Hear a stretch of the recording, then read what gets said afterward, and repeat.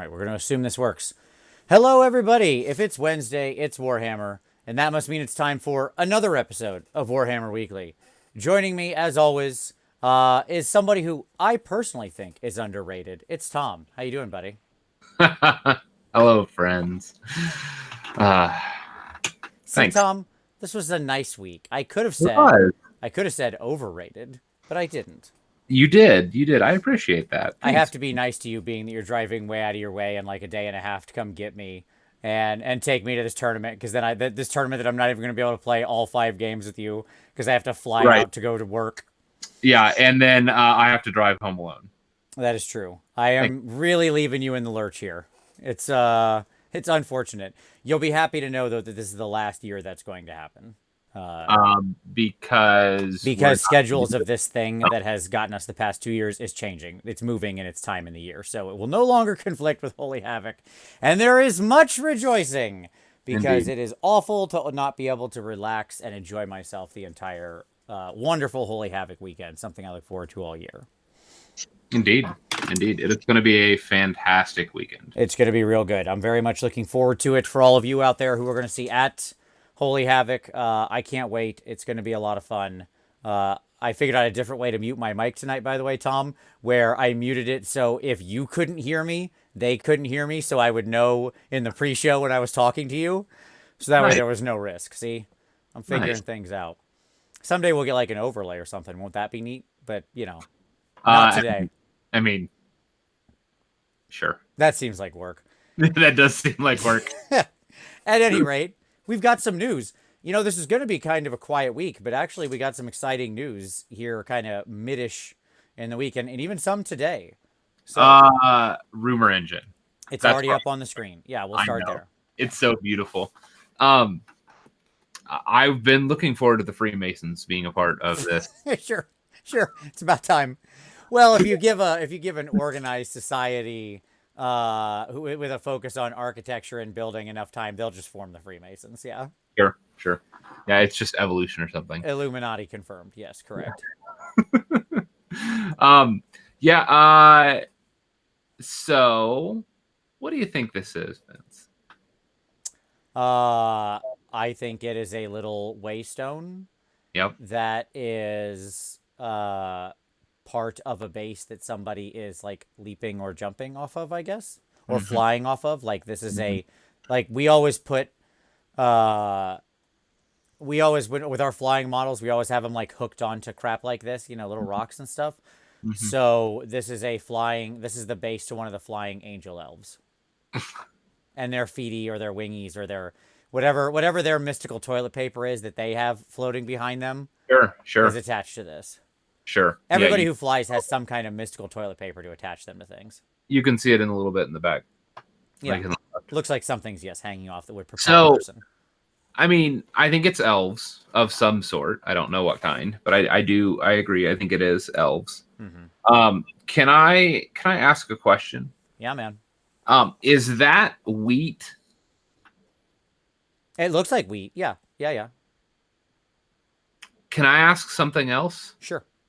Could that be arrows? I don't think so. They're kind of blowy, and they're all moving in the same direction. Like they have this swoop of wheat in the wind, right? Right. And I thought so too, but then I got to looking at it and I'm like, I wonder if these are like it could be arrows is the other thing that I thought when I saw it. Again, I think it's probably wheat. All right, let me ask you a question. Always the eternal question of AOS is, what are the farmers doing, right? That's just forever the question. Sure. Okay, what color is Heish? Yellow, right? I agree. Yellowy amber, right? Amber's a fair color. Like amber waves of grain. Boom! Solved it right there. Wheat grows in Heish, hence this is the Light Elves. We've done it. Get out my board. It's Pepe Sylvia all the way. Yep. There you go. Nailed it. I think we've solved this mystery. So clearly. One more down. Continuing our 100% accuracy rating on rumor engines. Parens, actual accuracy may be different than stated amount. Yep. Close parens. So that's not really what people want to talk about. Let's talk about Bone Daddies went up this week. for pre-order. We had the box set, and then we're gonna have the rest of the stuff next week. It looks like. And we had like Man Reed's book happen this week. Sure. So what have your thoughts been? Yeah, I mean, I think they're a good army. I think they're a good.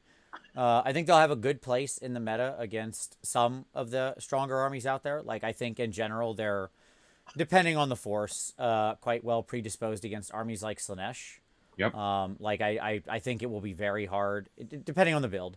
If you're Yep. if you're in one of the sort of higher armor type of builds, one of the more immovable object builds. Yeah, they'll bounce Slanesh.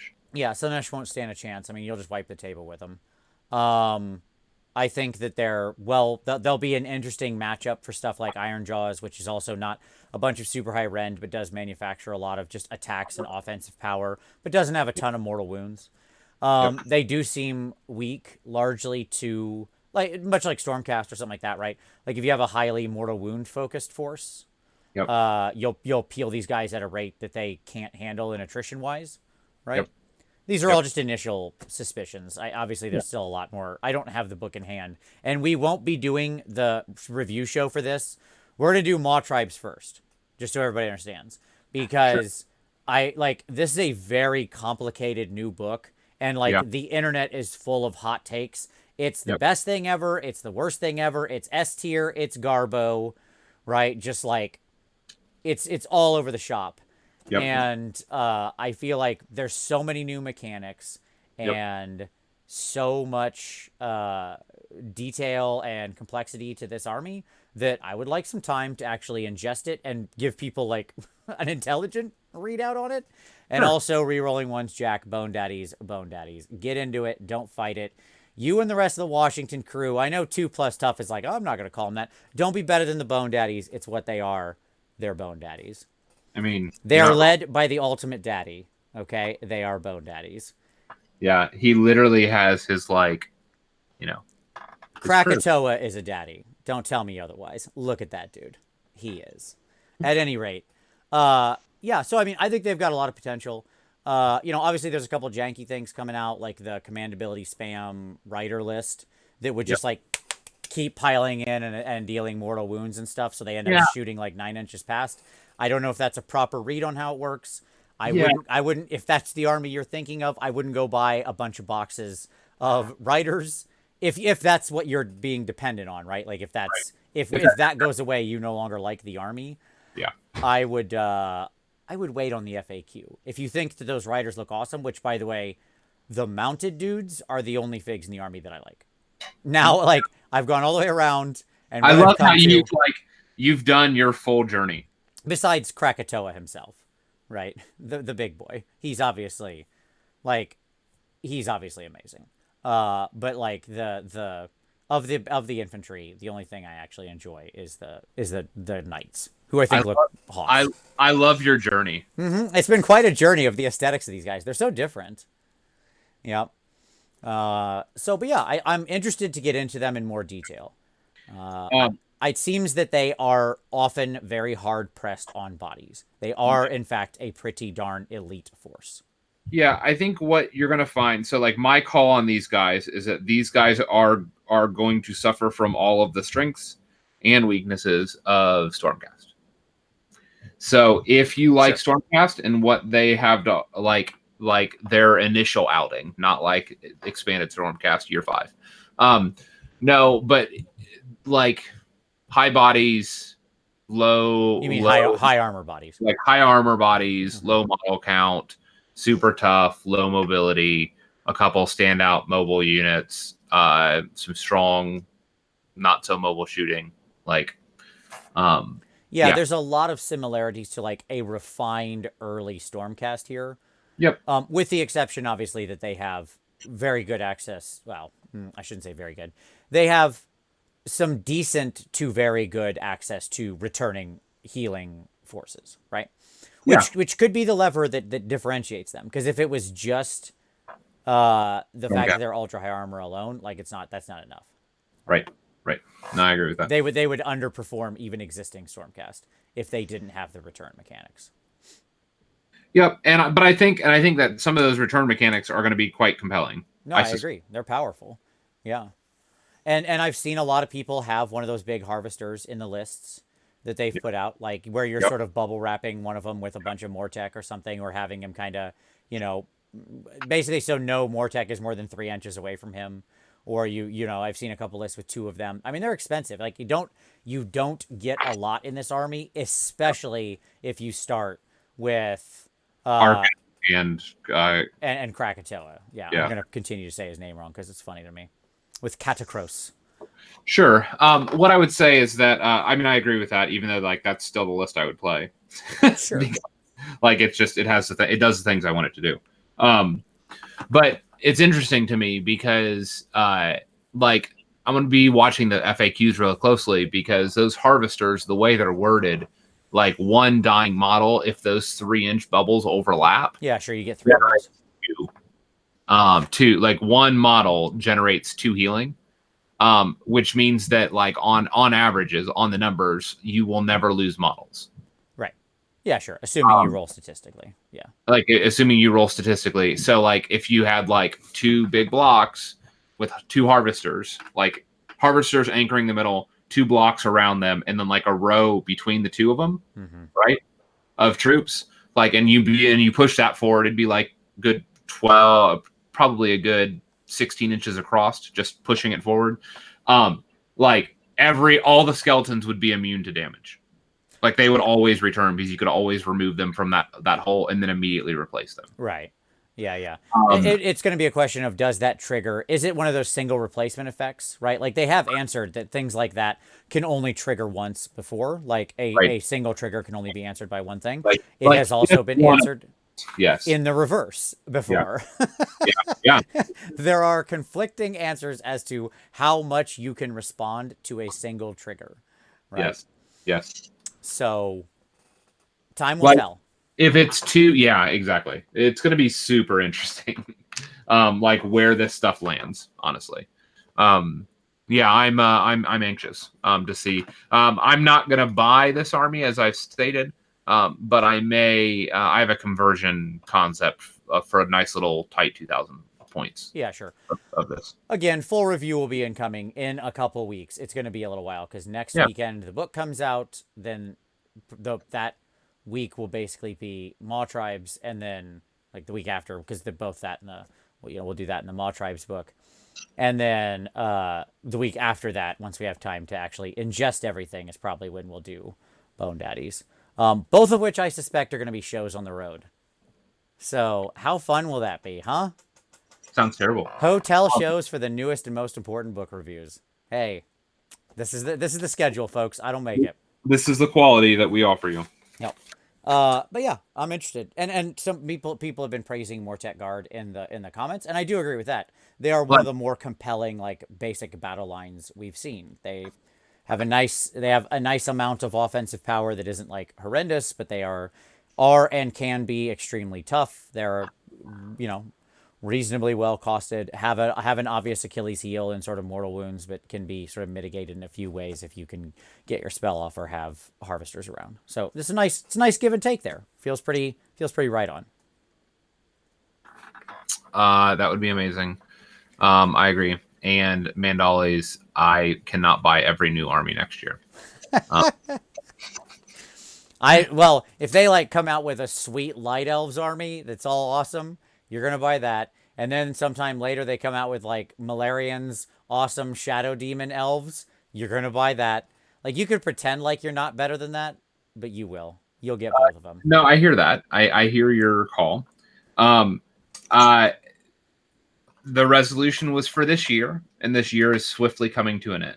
Sure. Now, if somebody wants me to do that, they can start a GoFundMe to fund all of my armies. I think that please don't do that. That's $1,500 an army. Sure. And no, do not do that. That's a bad idea. Because I can't paint all that. Come on now. That's the reason why. Not because people shouldn't throw good money at you when you're perfectly capable of purchasing your own things. No. As we know, GoFundMes are for healthcare in America, at any rate. That's okay. I mean, That's what it's for. you're not wrong. Okay. Other news. We had the Spire Tyrants reveal at Spiel. Yeah. So we found Vince's leather daddies. Kind of, yeah, a little bit. They were kind Like, of did you leathered up see the marauders. mankini? Did you see the mankini? Yeah, yeah, sure. I mean, well, Do he you have looks like you the have the Muppet. photos for him? I don't have the photo for him. Oh, Sorry. But yes, he looks like the Muppet. He looks like I don't remember the Muppet's name, and it's killing me that I don't remember his name. But he was the one who who sold him a car in the original Muppet movie. He was like, "Come on, guys, wait up! I want to go to Hollywood too." He has a funny name, but I cannot remember his name, and it's gonna bother me. hold on, I gotta do this. Sure, Tom. That's fine. So yes, we had that reveal. I was kind of hoping for more Chaos Warrior-ish style.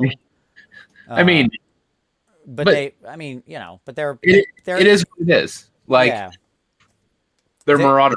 they're It's the Marauder. Marauder War Band. Yeah, yeah. There you go. Man, look at that mankini right here in the middle. Sure. Yeah, yeah. He's got the full V going on. The full V. Yeah. Just delightful. The other thing I loved is like, oh, where'd he go? Look at that eye. Goat man there. Look at that eye. He looks like a fisheye. Yeah, that's what I was gonna say. It looks like a fisheye. Through a fisheye lens. No, it's not Fozzie Bear, Sean. I would know who Fozzie Bear is. I'm like one of the biggest fans of the Muppets in the world. Okay. Yeah. And like it is bothering the. I'm gonna Google this while you're showing this thing because this is killing me. Okay. I Well, can't remember this Muppet name. I'm done. So, regardless, it's I don't know what to think about the Spire Tyrants. Yep, they're coming.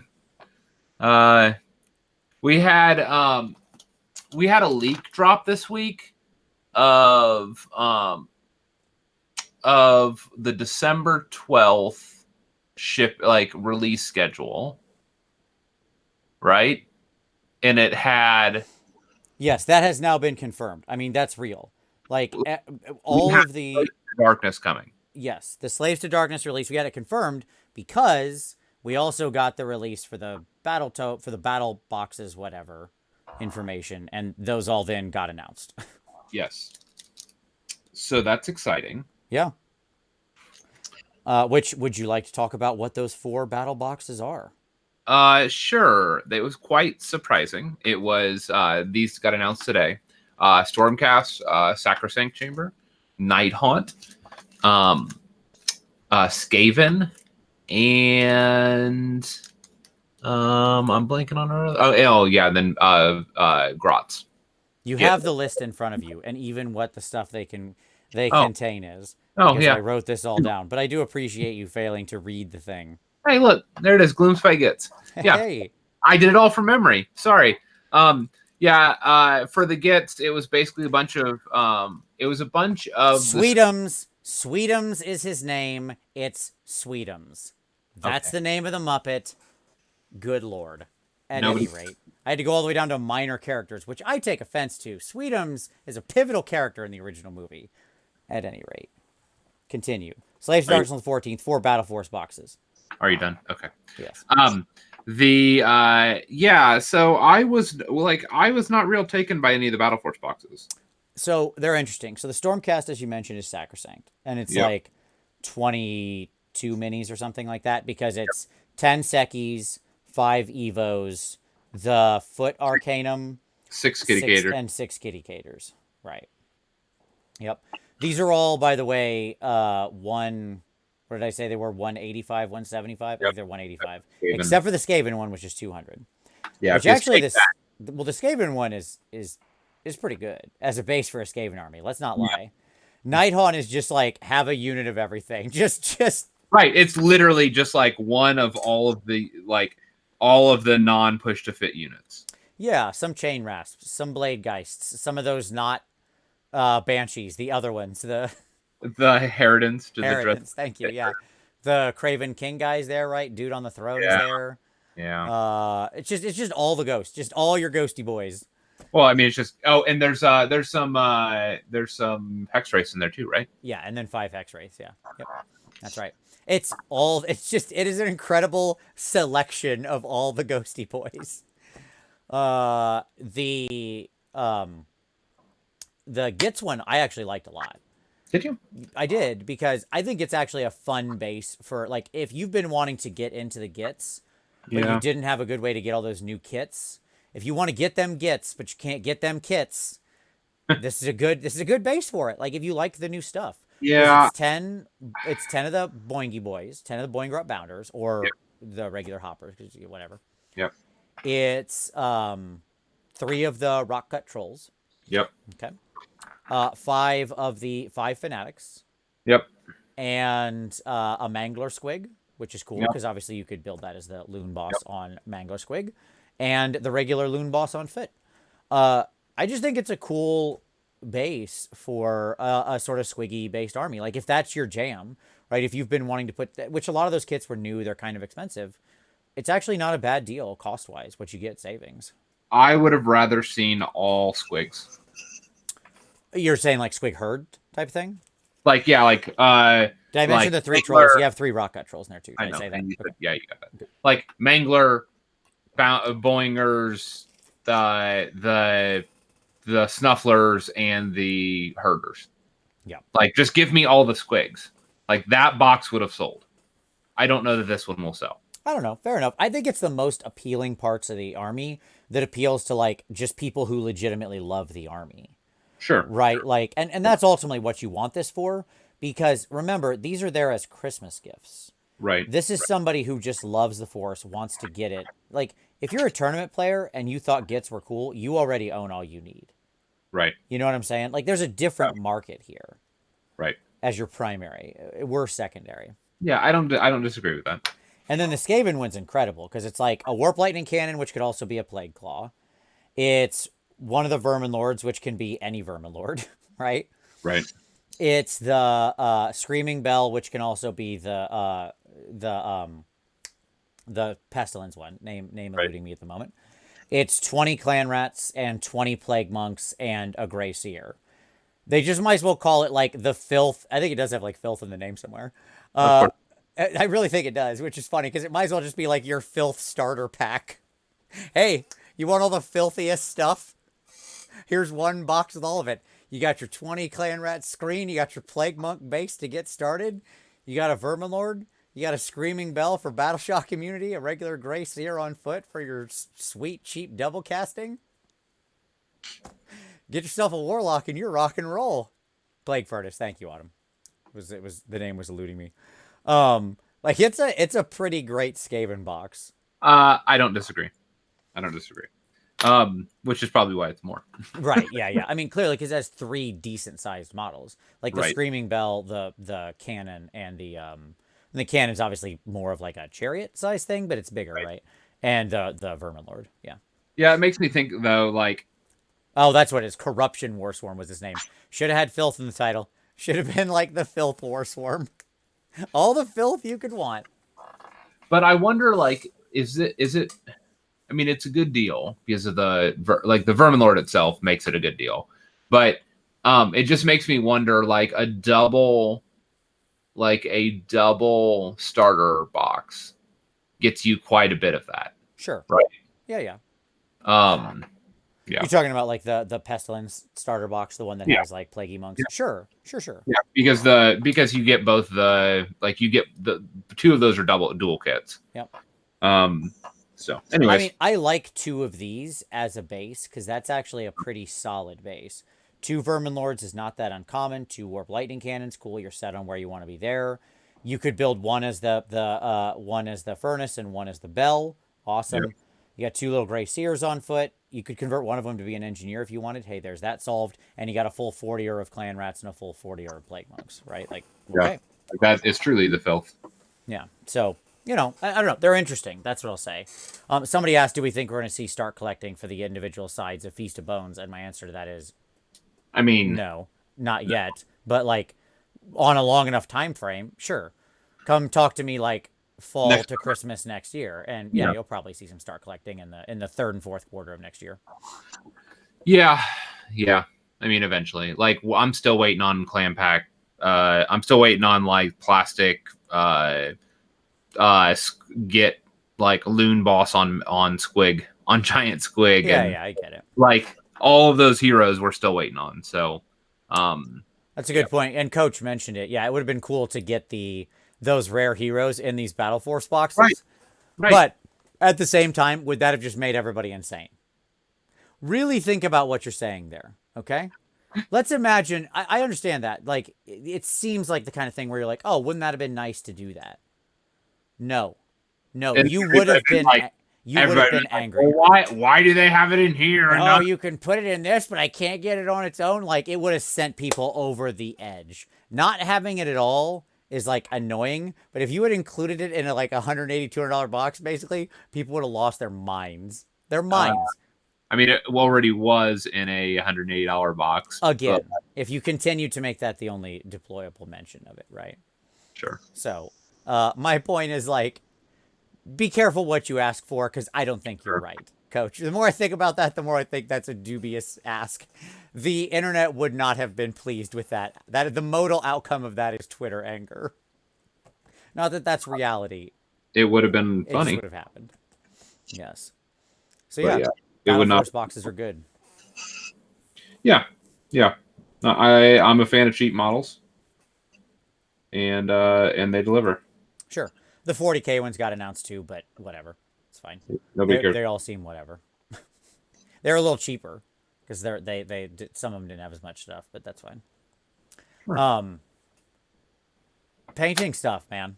Oh, we cannot escape the new product release without mentioning all the painting stuff. You mean the new red handle? Yes. So we got Colored for your speed. sure. We got a new painting handle that's red. Okay. Sure, I guess. Why not? Fine. It's the same cost as the other one, so fine. But it's red, so you paint faster. Sure. You could also just like airbrush your existing paint handle or something, and that would be fine. But whatever you like. Yeah, it's nice. They have like a bundle pack for paint handles because they realized people don't buy just one of those.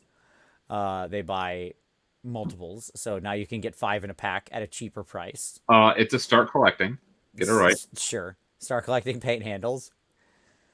They added the funniest one to me was the priming handle. Did you see this thing? The Yeah. waffle maker looking thing. It's like a long stick, you hold with like another horizontal stick on it, and little rubber bands that you can like put your little figs on their bases in, Yeah. and then you can spray them.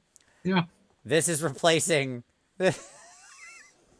Okay, look.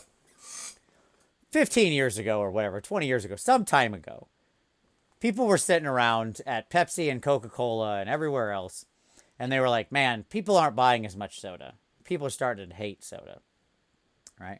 What are we going to do? We got to sell them something that they like that's healthy. And we got all this tap water we use at our plants to bottle or whatever, right? And they were like, well, I know. Well, I don't know if this is the case for sure, but it feels like it's true. They're like, I know, we'll just bottle up all this water and sell it to them. And so, when I was young, I was like, I would never buy a bottle of water. That is insane to me. Who would buy just water, right? Right. And now everybody buys water. The answer is everybody, apparently. We've all been tricked into buying water, okay? I'd say that story to say that the classic stick or painting stick that you went to like Home Depot and stole 40 of because they're free, right? Yep. Is what this is competing with. Yeah. Yeah. That's exactly what they're competing with, in fact. And like that and some blue tack or masking tape or whatever, duct tape or whatever you suck them to the stick with. Yep. This is a bold move. This is a bold move. Because it's not even like with the painting handle, like I get it. Because you're sitting there and you're holding a thing that's in your painting handle, maybe for hours. Right. Right? And like this is actually really relevant. You don't want to be, I see people hold the fig in their hand and I just want to go up and smack the fig out of their hand. Because you're going to get a worse paint job. Your hand is not meant to have that kind of stress on it for a lengthy period of time. It's actually just, that's legitimately bad for you. Keeping your hand in a low stress position like this is important, right? Like it's the same reason you should have a good chair when you paint. Those are things that are worth spending money on. Don't sit there for hours and paint in a bad chair. Your back is a pretty valuable thing. And once you ruin it, you're not going to get it back. Okay, Yep. that's it. Yep. So, but this thing, you use it for 8 seconds. It's a stick you walk outside with and go, psh, psh, psh. Done. This feels like overkill. I'm just saying. Well, they wanted to see how far they could go.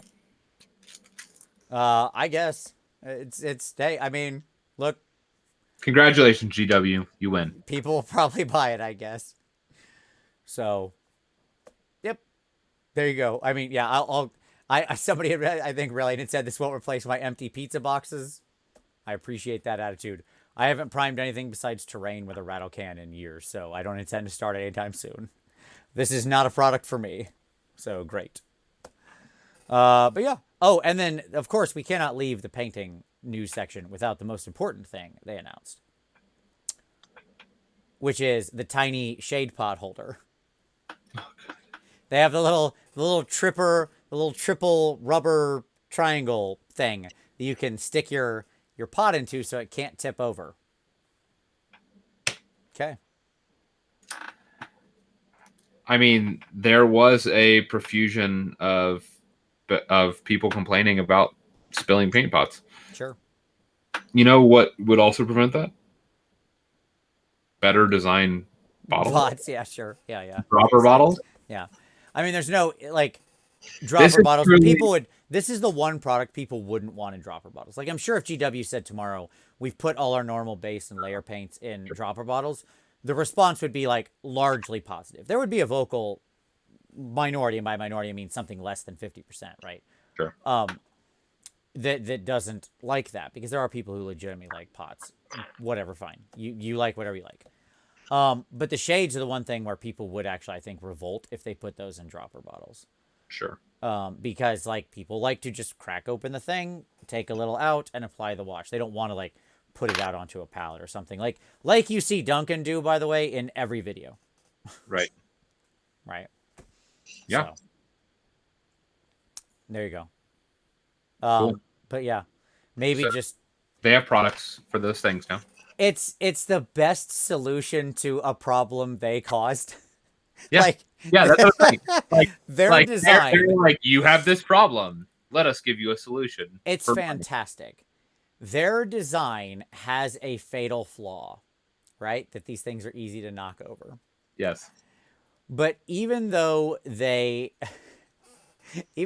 could potentially fix the flaw itself, instead, where's the money in that? Just make a second product to fix the first product. Oh yeah. It's so great. Like, this is the world we live in. This is genius. I've got to say, I saw that and I was like, taste the marketing. It's good. And that's not a slam on GW. I don't care. You guys do whatever you like. It's them making products. If people don't like it, they won't buy it. If people like them, they will. It's just a funny sequence of events to me, right? Yeah. Yeah. So, yes. That's the world we live in. Sure.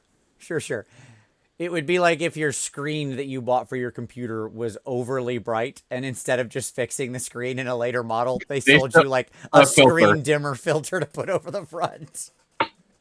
Like a mask. Is your Right. screen too bright? Here's a mask to reduce the lumens. Yeah. It's pretty great. It's pretty great. It's a magical world we live in. But hey, there you go. All right. So what else did we have anything else in news? Is that all? I don't think so. I mean, nothing that's important. Like I said, Slaves of Darkness is coming. Yep.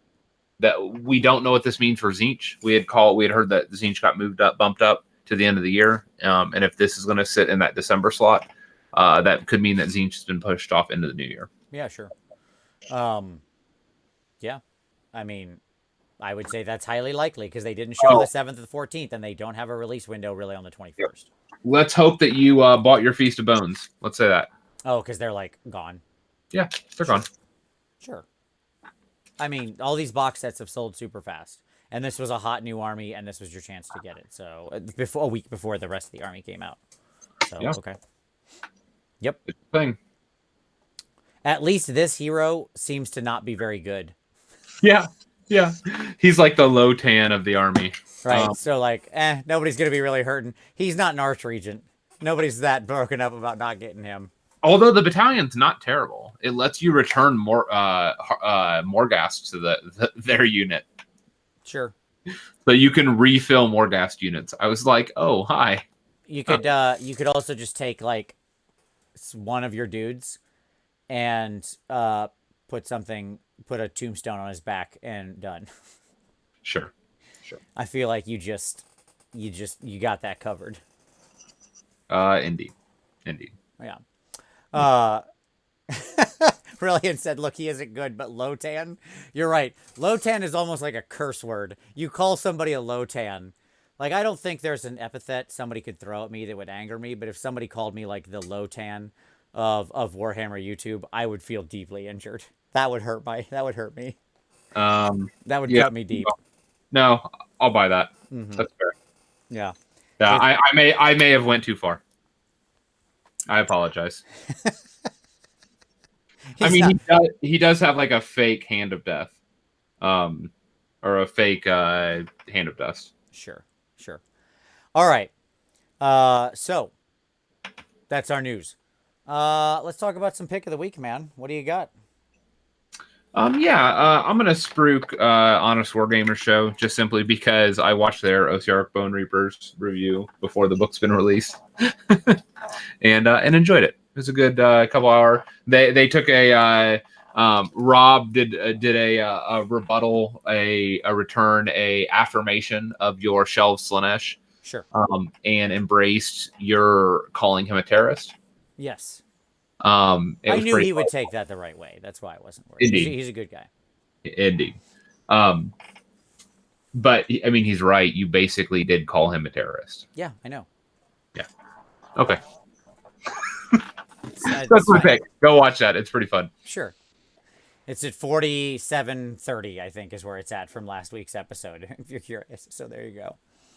And yes, I did see that Seraphon. Seraphon technically went 4-1.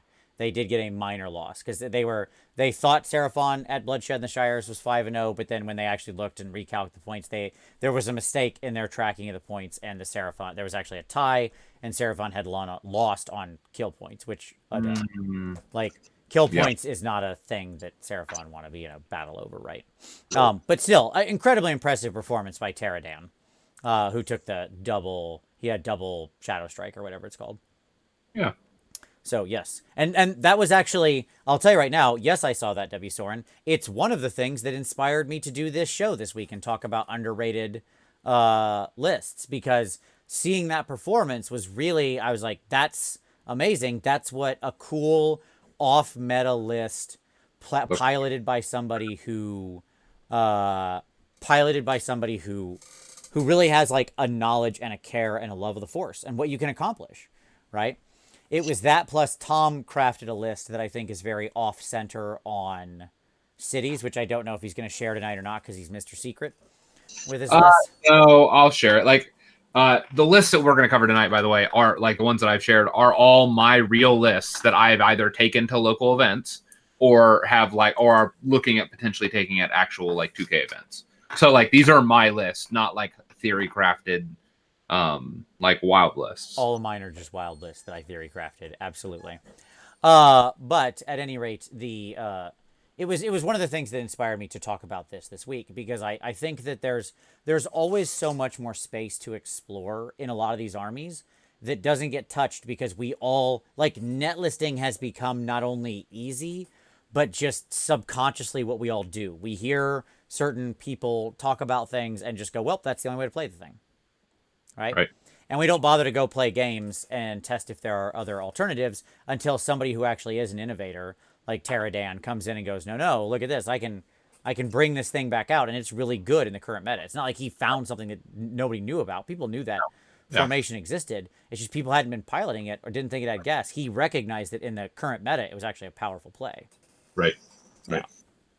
So, so that was part of it. My shout out is going to be to our buddy Doom and Darkness, who did a 4.5. Yes, my wife is home. Who did a 4.5 hour review with Halo Twitch of Yep. the Maw Tribes.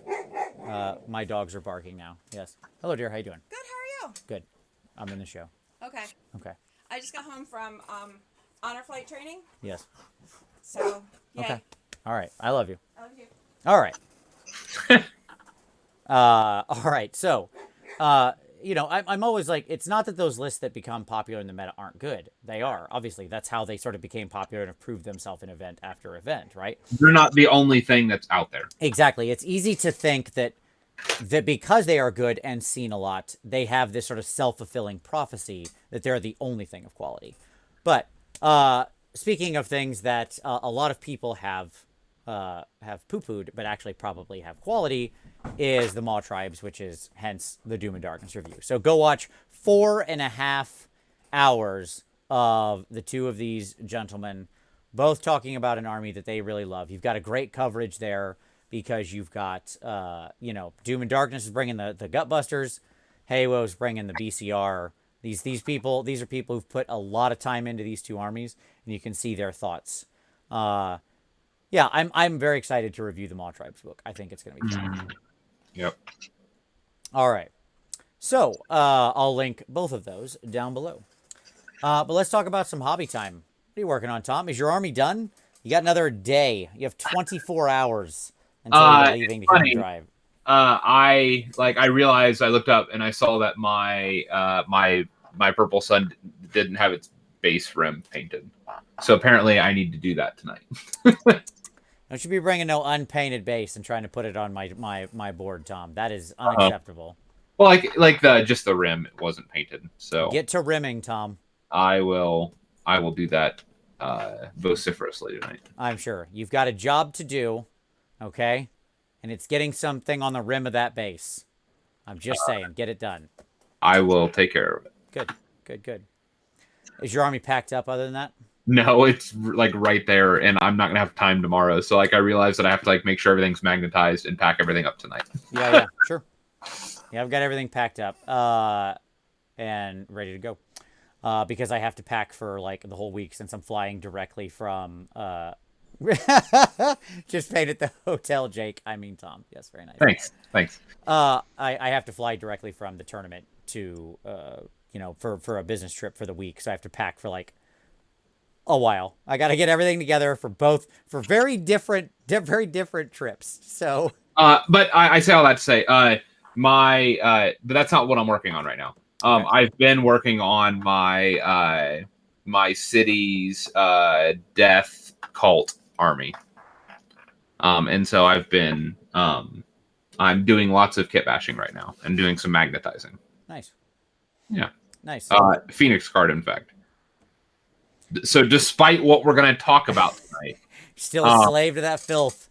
No. So the irony being, I am converting Phoenix Guard to be executioners. Okay. So I'm using. So you guys want to know where all those Phoenix Guard are that everybody's whining about because they're not at the GW store? You bought them all. I have 5 boxes, and sure. I'm converting 20. So you're chopping them to turn into executioners. Right. That's exactly right. What an ignoble end for the Phoenix Guard. A much inferior unit. Hey, whatever. I am working on my Larissa Shadow Strike. So she's right here. I don't know. That's gonna look like absolute garbage. Yep. There's her cloak and stuff. She's in separate. She's beautiful. This is the store anniversary night quester or whatever, right? Yep. She's gorgeous. She's one of the best models I've ever seen them make, just in craft. And what I mean by that is she has very easy sub-assemblies, and when you put the pieces back together, all the gaps are hidden. Nice. She doesn't have any cracked shoulders. You can assemble the shoulder completely on the cloak, and then her lower body just slides right up underneath. It's fantastic. So I'm working on her. I was hoping to get a little farther along with her before I had to leave for a week, but sadly I will not be doing that. Because I mean, she's a Golden Demon project, so she's going to take a long time. But we'll we'll get there with her. We'll get there. Yeah. I'm excited. I got a lot more stuff in the cities to work on, but the way I've decided for my Tempest Eye army, the way I've decided to do this is I'll do like one of my Golden Demon projects, and then I'll do a couple units of cities, and then one of the Golden Demon projects, and then a couple units of cities, and it'll be a nice mix to help me like to prevent burnout and stuff like that. So it'll also give me time to gather up all the bits I need from various places for all the prototypes, so I'm not rushed on that. I know all about that. And I'm happy to play my like Iron Jaws or Beasts or something like that in the interim. Or apparently my Tzeentch Slaves to Darkness, since I'll be able to get those back out soon, hopefully. So zang. All right. So Tom, Come right what's that? I said they just come right back around. I come right back around, yeah. Absolutely. I still love that army. That Tzeentch STD force that I put together years back is I actually haven't grown to hate it. So that's weird. Because normally that's what I do. I grow to hate a thing that I created or painted over time. But I still like them. So that's fun. All right, Tom. So let's talk about underrated lists, units. We're going to both go through some lists, but also just talk about other underrated forces in general. So at a high level, you already mentioned a little bit of this. But I think there is a bit of an echo chamber effect in the world. I've become more sensitive to this the farther we have went, like in our show. Sure. Just recognizing, like, is it the chicken or the egg type of thing? Like we talk about things succeed, and then is it because we talked about it or because we have, a higher than average call ratio? It's probably because it's the What's really going to bake your noodle later? Would you still have broken it if I hadn't said anything? Yeah, sure. Indeed. And so so we wanted to push against the standard narrative, which is to say that like the broken thing is the thing, like that you should be taking. Because in fact, and as people have kind of joked with me before, like most of the time, the lists that I talk about on our show aren't the lists I actually gravitate towards. So like the really powerful things are often not the things that I take. And for me, there's a couple different reasons for that. So we want to just kind of push against the standard narratives of like what is like the go-to choice. For example, Phoenix Guard, right? Yeah. Like everybody's like Phoenix Guard. And I'm going to talk about a cities list today that doesn't have Phoenix Guard. I also happened to do. We didn't talk before we made our list. We just went off and made 3 like interesting different lists, and we both made a cities list. So there you go. That's fun. Without Phoenix Guard. Without Phoenix Guard, yes. I have 0 in mine either. Mine is really off the wall though. So Sure. I mean, it's I went all in on Wacky Time Adventure. I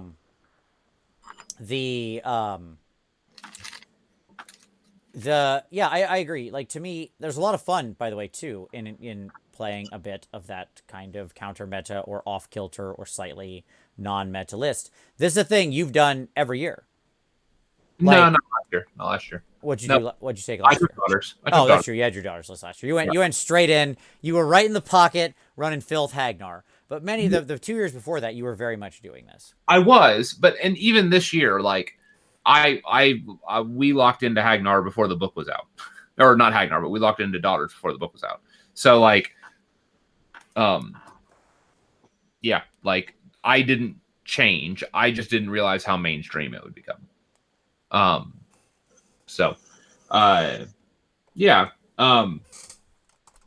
I often go for abnormal lists. And part of the reason is because in addition to like, I think there's power in those other areas. But there's also value in not doing the thing that everybody knows about. Oh, sure. Absolutely. Yeah. So like when I go to a tournament, I will have thought in any list that I've created, I will have thought, what do I do when I play Slaanesh? What do I do if I run against Hagnar daughters? What do I do if I run against Ideneth eels? Yep. And like, so I will have ran through all of the standard armies and have a response to those scenarios, right? Sure. But like, if somebody rolled up on me with like, with something very counter meta, not one of the things you would consider. Yeah. like Night Haunt, I'd be like, okay, so how does this work again? Right. Sure. You can't just deploy one of your standard strategies Right, necessarily. right, because like it's not gonna be the thing that I expect. Right. And so so there's value in doing the not normal thing. Yeah, absolutely. And by the way, that's true at all levels of sort of the table. Yes, there are some expert players who really, really, really know every army and every unit and every synergy. But even against, your more elite players, being something they haven't played 30 times before, being something they're only familiar with the rules on and have maybe played once, Yeah. still has value, right? Because it's easy to forget things. And by the way, this happens, like this is going to happen left, right, and center with things like, and you see this all the time when books just come out and rules are new.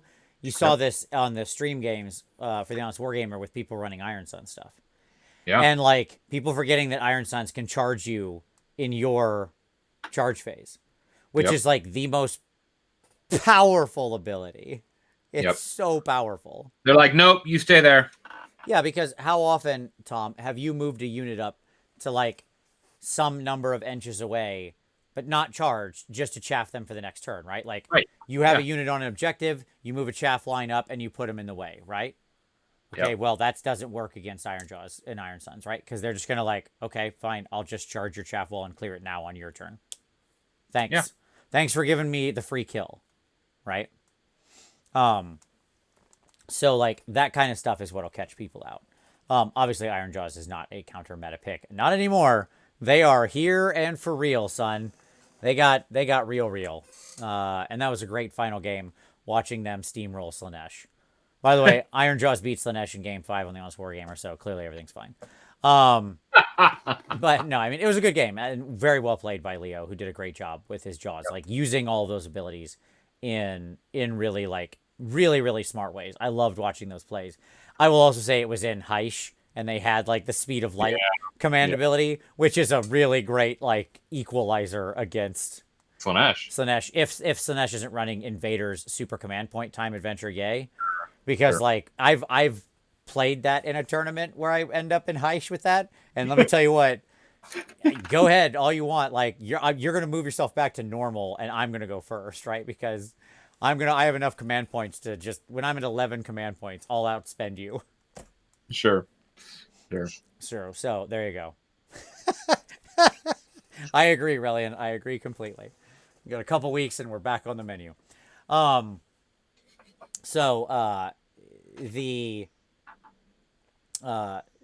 think that's why this is fun. So let's jump right into some lists. And then at the end, we're going to go through these 6 lists, and then I want to have a conversation about just some other elements out there too, right? Because there are some other ones that we don't have full lists to support, but just kind of like little power pairs or list nodules, list nougat, the creamy center of the list, but not the whole list. All right, shall we? Sure. Alrighty. So let's begin with your Night Haunt list. Okay. That is now up on the screen, and our viewers can see it, or they will see it in just a moment once the thing catches up. So this is a Night Haunt 2K. This is one you've been a fan of for a while, right? Yeah, like I've been waiting. Like I had this one in the hopper for the last GHB, if like depending on how points changed, and they changed in my favor. Yep, sure.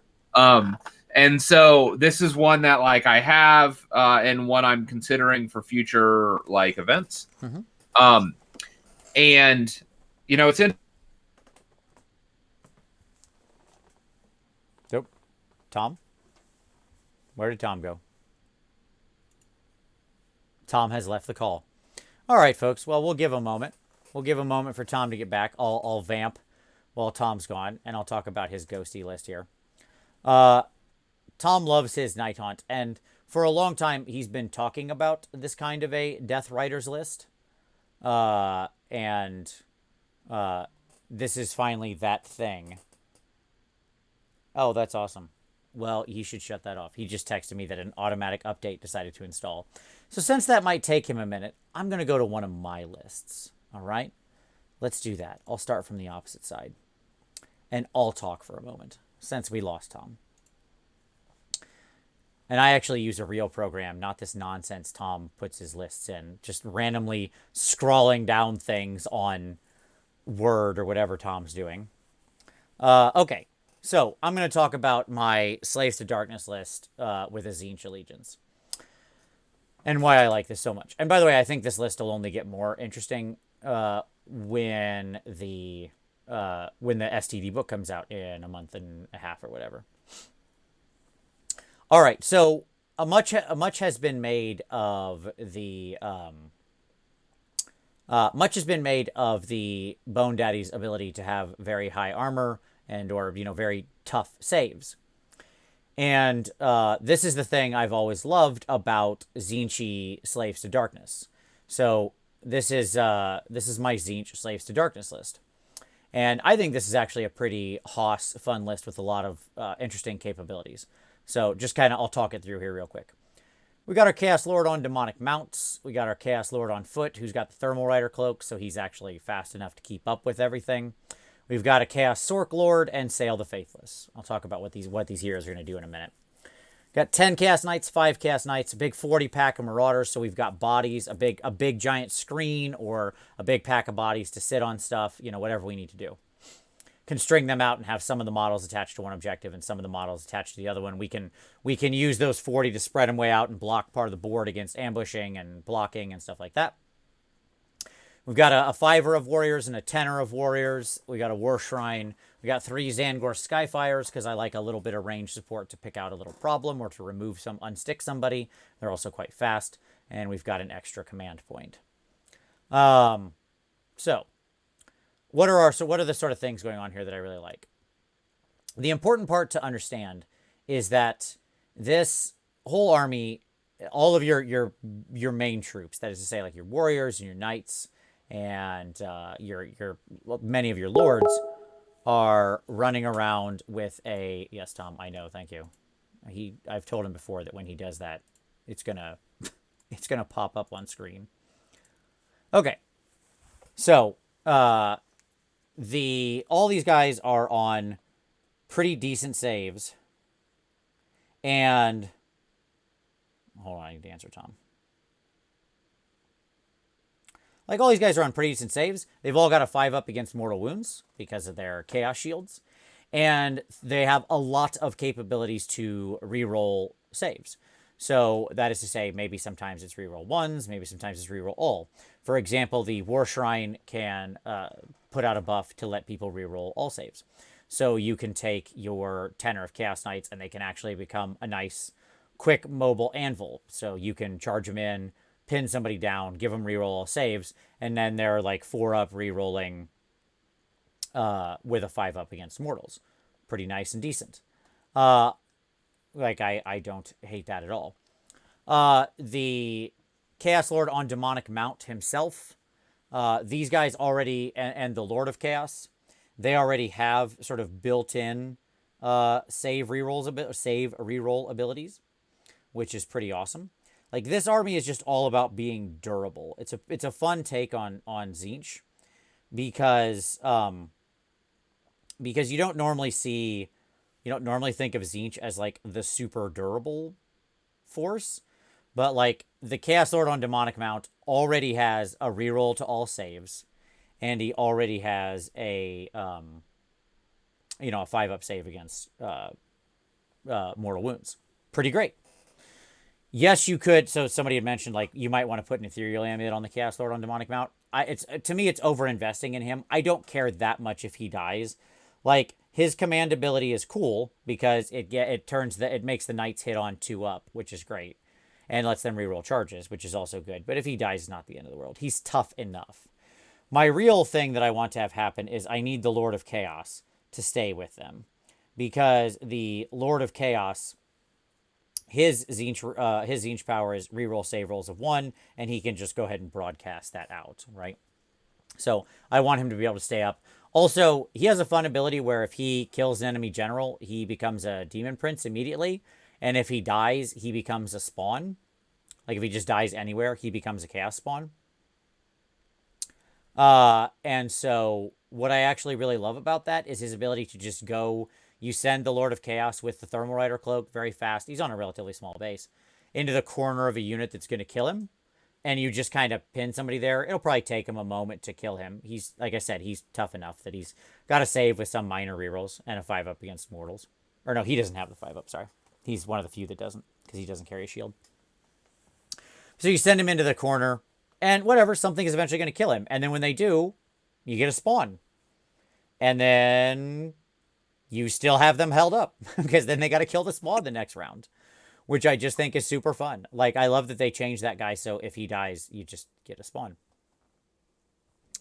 You back, Tom? I mean, kind of. Are you back on your phone? Is that what you're doing? I am. Okay, that's fine. People can't see you anyway, so we'll go to your list in a moment. I'm doing my Tzeentch Slaves to Darkness list. Yep. You've got Sail to toss people around. All of these Slaves to Darkness units can be thrown around by Sail. Very useless when you can start throwing around Chaos Knights. The Sork Lord has all sorts of reroll 1 shenanigans. One that he can do automatically and one that he can cast out of a spell, which I like quite a bit. And, of course, the Skyfires are just there to, like, if something's got a wound left or there's a hero, they can just pop them off the table. So there you go. That's what it is. It ends up being like a really grindy, attrition-based Tzeentch list. Of course, you're in Tzeentch Allegiance, so you still, like, your Sork Lord gets to pick off of the... Sail should technically be an ally, by the way. You get to pick off of the... your Tzeentch Allegiance, you get your fake dice, you get to pick off the spellcasting table, all that kind of stuff. So, yeah, there you go. So I think it's a fun list. And, 10 Chaos Knights. If you don't... There's a couple other versions of this list, by the way. There's other things you can mess around with. So, for example, you could add in... Like, right now I'm at 2,000 even, but there's lots of little changes you could make. Like, you could ally in some Furies. Right? And you could use those as mobile pin and retreat chaff, because Furies are just Chaos Skinks. So those are pretty cool. Like, another good, like, great chaff unit that when, they get chosen to activate, they can just retreat. And actually quite immune, by the way, to the Iron Sun's countercharge. Right? Yep. Because Iron Suns will charge them at the end of your charge phase, and you'll just retreat back a few inches when you activate your guys, and then you'll rob their ability to fight. So it's actually quite a fun thing. Well, they can... if they charge, they still get to pile in, even if you're out of combat. But yeah. Yeah, sure. Oh, it doesn't matter. You can back up enough. Like, sure, let them come forward 3 inches. I don't care. Yeah. Like, the key is you just go back 4.1 inches. Sure. Right? Like, most of their units have a 1-inch reach. So, yes, enjoy moving forward. Nothing happened. Right? Like, okay. I just realized that you had knocked off my image there. Need to put back up the little thing. There it is. Yeah, so I think this is just a nice mix. The Furies would be a fun addition. There's other interesting Tzeentch heroes you could also use here since you're in Tzeentch Allegiance. Like, I don't have the Curseling or people like that, but there's lots of different twists on this you can take with your hero selection. But I wanted to really focus on, like, being able to buff the Warriors, the Knights, make them be able to get in and just become these anvils. There's other things you could do that could also up your number of Chaos Warriors if you want, like, a block of 15 or 20, so they're much more resilient. Because if you get, like, 20 Chaos Warriors rerolling all saves with a 5-up against mortals, they're actually pretty darn hard to shift, right? It's 40 wounds. That's pretty hard to move. So, yeah. There you go. That's my list. Lots of ways there's lots of changes you can do to it, and I think it still very much works. But there you go. All right, Tom, would you like to go back to talking about your Night Haunt now that you're back with us?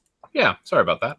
I had an install that decided it had to be installed. You need to shut those off, by the way, when the automatic thing. I clicked check it with me in an hour or so, I thought, and it was like install in an hour, and so it forced installed.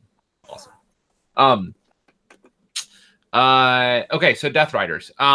We've both been you've been a proponent of Death Riders longer than I have. But we've both been proponents of Death Riders. And so this is basically an all-in Death Riders list. Yep. For those that don't know, Night Haunt have an ability that they gain. If you roll a 10 to charge, most people don't know this because almost all of the quote Night Haunt lists they're running against are Legion of Grief. But actually, Night Haunt, you roll a 10 to charge, you get to pile in. That was a very strange statement. People know that that's the basic ability of Night Haunt. It just doesn't often happen when people see Ghosty Boys on the table because they've either been in LON or Legion of Grief. Yes. Sure, indeed. And so what Death Riders does is it gives the entire battalion +1 to charge, and it moves that target number of the double pile in, the piling in at the end of the charge phase, by the way, which means that they get their like all of the like start of the combat phase stuff. They like preempt that with this. You'll also go before you can be like Locust and stuff if it's your turn, right? Because your end of charge phase stuff will happen first. Yes. Yep. And then and so they're doing all this on a 9. Everybody that's in the battalion. And so the core of this army is basically 2 blocks of 10 hex wraiths and a black coach that have a pretty high mobility, and we're going to talk about this. They're on base. They're not like super. They're not like super optimized as a unit. Like hex wraiths are not the best unit. Like I'm not going to paint a picture where they're just beautiful. But they are 4 attacks a model, and when you get +1 to attack, they double benefit from that perk. Because both the horse and the rider are getting +1 to attack. And so, for example, I have a vampire lord in here, so 10 block quickly jumps to 60 attacks, with half of those doing mortals on 6s. And then with the ability to double pile in, gives me a decent chance of popping 120 attacks off of tenor of hex wraiths. No, hold on. No, Ryan. In Death Riders, it turns the 10 unmodified to a 9 unmodified. That's the advantage of it. And the mathematical difference of that is massive. Massive. Now, just on averages. And the reason like stuff like cogs and stuff is still there is because you still want to land those charges, right? Like, why not? Because you want to hit. And I'm going to talk about this because what this list excels at is mobility. Right. It doesn't look like a lot, and it will fold if you just play it as a straight setup and charge. Right. But that's not what it is. Because in addition to the +1 charge that I'm getting from the battalion, obviously I have cogs for another +2 to charge. Yep. And so I'm still only triggering on natural rolls of 9, or natural rolls of 9. But you're landing your charge on a 6. 9-inch charges on 6s. Right. And the advantage here for those that have played Night Haunt is the combination of the Dreadblade Harrow, which at the start of every movement phase, you can pick him up and put him down anywhere else on the table, like every turn. And both of these, in fact, you can do that with. 9 inches away, but yes. So they can literally just redeploy. They can reset up somewhere else 9 inches away. Yeah, so the 2 heroes redeploy, one of them being the general. You spend a command point. We've talked about the synergy before. You spend a command point. Allows you to pick up any other unit of Night Haunt off of wherever it is in the table. It can be in combat. It could be doing whatever. You can pick it up and redeploy it around the Harrow farther than 9 from the enemy. Yep. For a command point. And so basically the Harrow has the ability to pick up any unit on the table and redeploy it around him. And so every turn I have the option of picking up the Harrow and putting him where I want and then redeploying a unit around him. And then to set up for another charge. And so functionally, it gives me a retreat and charge in an army that does not actually have that. Well, and there's so much a bigger psychological impact to that. I want everybody to really contemplate what has just been described. So every turn it's during your turn. Right? Yes. During my turn. Yeah. Every movement phase you have, you have the ability to pull your general in a unit. Well, right. No, I will move. I will always move 2 Harrows, no matter what at no cost. Right. Yes, but specifically the threat here is like you're getting your Harrow, who is probably your general, but maybe not. Right, one of those guys, and a unit up and just anywhere on the board. This just keeps happening. Yep. Right, and they're gonna then run around and land charges on 6s. Like in the more objectives there are, like the amount of space that the opponent then has to be trying to block off and screen, they're going to have openings. Like armies can't completely screen themselves. It's really hard all the way in, like, especially in spread out objective games, right? If you've got 5, 6, 8 objective missions, this is a nightmare, right? Literally, Night Haunt nightmare. Yeah. Yeah. And with that, like, so the ability to just pick up 30 chain rafts and set them out 9 inches on a 7 charge. They won't have the 6 charge, but or 12 banshees. Buffed by Vampire Lord are going to do a lot of damage. And like the one interesting thing about this teleport and move is like it's not limited to one unit. So if I have multiple command points, I can teleport multiple units. So that's also an option. I don't have to pull one unit. I can pull multiple units. And there's a lot of regen here as well. So like I'll be replacing whole Hexwraith models, both from the Black Coach and then also from the Black Coach, the Vampire Lord, and from the Harrow's, like the General's command ability. Yep. So like if you don't kill out those Hexwraiths, I'll likely just teleport them away and refill them. Right. And the other Harrow carries the Pendant of the Fell Wind. And the reason why I put that on him, originally it was either the spell book or the pendant. And what I like about the pendant is that lets me teleport him wherever I want on the table and give any other unit +3 move. Right. So if I'm not going to move a unit, I can just move the pendant of the Fell Wind near another unit. And if they're near the pendant of the Fell Wind at the start of their movement, which the teleports happen at the beginning of the move phase, they're going to gain +3 movement. They're also going to gain +2 movement from the cogs. Right. And so like whatever their moves are, I'm going to increase movement by 5 here. Which should also be stated that then you have a much easier ability to make your Hex Wraiths, like when they have +5 to move, to just like run over people and do their little burn thing and still then charge them or whatever, right? Just stuff like that becomes actually possible. The whole like Hex Wraiths, run over people and do damage or whatever. It's just not used that very often. It's just not, one, it's not super good. But two, it's just actually very hard to execute because they just don't have enough move to actually do that. But when you give them an extra like 5 inches of movement, all of a sudden that actually becomes quite doable, right? Yep. So why not splash some extra mortals before you then charge them, hopefully fight them at the end of your charge phase, and on and on and on, right? Yep. And like the Gravetide's there just to gum up the battlefield. Right. Just to put things on the table. The Maelstrom's there because I had 10 points and I have a pretty painted one for Night Haunt. And so like this is just a lot of mobility and a lot of tricksiness, and I can bubble wrap and I can deploy off the table. Like if I'm facing a really ridiculous gun line, I'll backboard my army, which does not hinder my army at all because remember I'm going to be teleporting. Half of my army will backboard. The other half of the army will just set up off table. Right. Yeah, the goal here is to have like Seraphon levels of just repositioning units, but even more so, right? This is but with actual punch. With actual punch, right? Exactly. Right. Yep. So it's a fun little Night Haunt list. It plays in the the activation wars. It has Soul Cage, and so it has an option in that world. Aether Quartz Brooch obviously is to try to get some of those command points back because it's going to be a command point heavy army. I mean it's just a nice. I think it offers some really interesting options, and I think it can be competitive in the right hands. And it's not going to play like, it doesn't matter what you think it plays like. It's not like when you experience it, it's not going to be what you're expecting.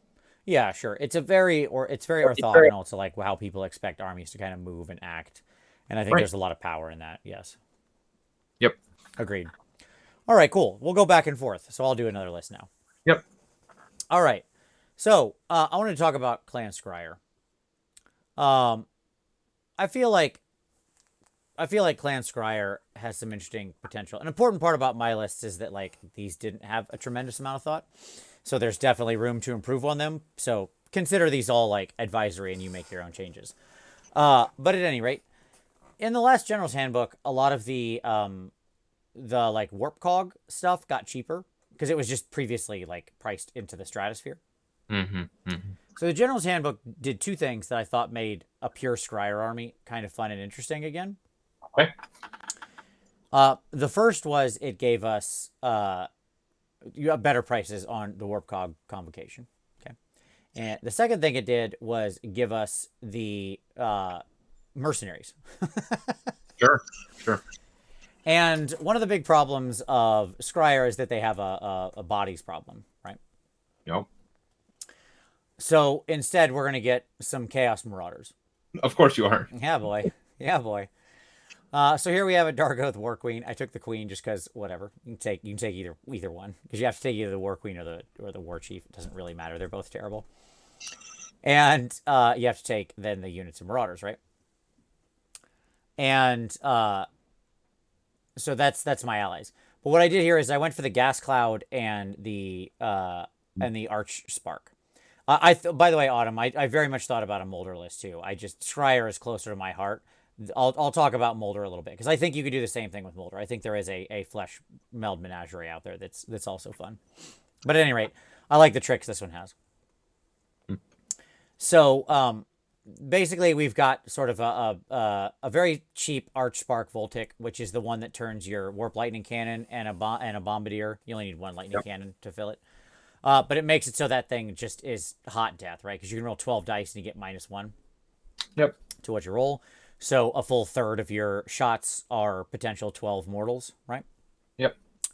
And then you've got the Gas Cloud, which gives you a really nice ability on Storm Fiends with Wind Launchers, which is obviously what we're doing, as well as the Acolytes. And the nice part about Gas Cloud is it is your battle line in Scryer, because it's 2 units of Acolytes and a unit of Storm Fiends, which are all battle line in Scryer, right? And, what you've got here, and then we've got Bridge, which could come out of any of our casters, right? Because I think Bridge is essential to move around like the Acolytes or to move around the Storm Fiends or whatever. Just get things repositioned. And yeah, you've got your Marauders to screen. Now, this still has a bodies problem. It certainly does. Like, you just, it is what it is with this. But I think it made the list more interesting because at least I can get a nice pack of 40 on the table. There are some minor changes you could do to this, by the way, to make it a 20 and a 20 as well, if you wanted to go that direction. So there are other things you can do. The goal here is, you've got 3 pretty decent spellcasters. One of your Bombardiers babysits the Lightning Cannon. One of them moves around with, a pack of Acolytes or whatever, and the Arch Warlock moves around with another pack of Acolytes and the Fiends. And you bridge people around, you more warp power them, and hopefully burn them down. I mean, that's the basic premise here. You spit a lot of damage, but you're a very glass cannon army. Like, this is one of those ones that the damage potential out of this army is just outrageous, right? Sure. Like what you can achieve here with having these guys juiced up and sparking and using more warp power and so on and so forth. Like, yeah, some stuff pops off. The Gas Cloud, by the way, just lets you automatically reroll hit rolls of 1 for all your Acolytes and Storm Fiends while they're wholly within 13 inches of the Engineer. It just makes it so you have an easy access to that sort of thing if you can't get the spell off or whatever, right? I like redundancy in lists because it's just good. So your Lightning Cannon becomes a giant sniper rifle to take out any basically like 12 wound or less thing that you just want to kill and remove. Your Acolytes float around behind the Marauders who take the punch, and then they pop in and kill the hordes, right? And then your Storm Fiends bomb whatever they need to and gun stuff down. So, Nice.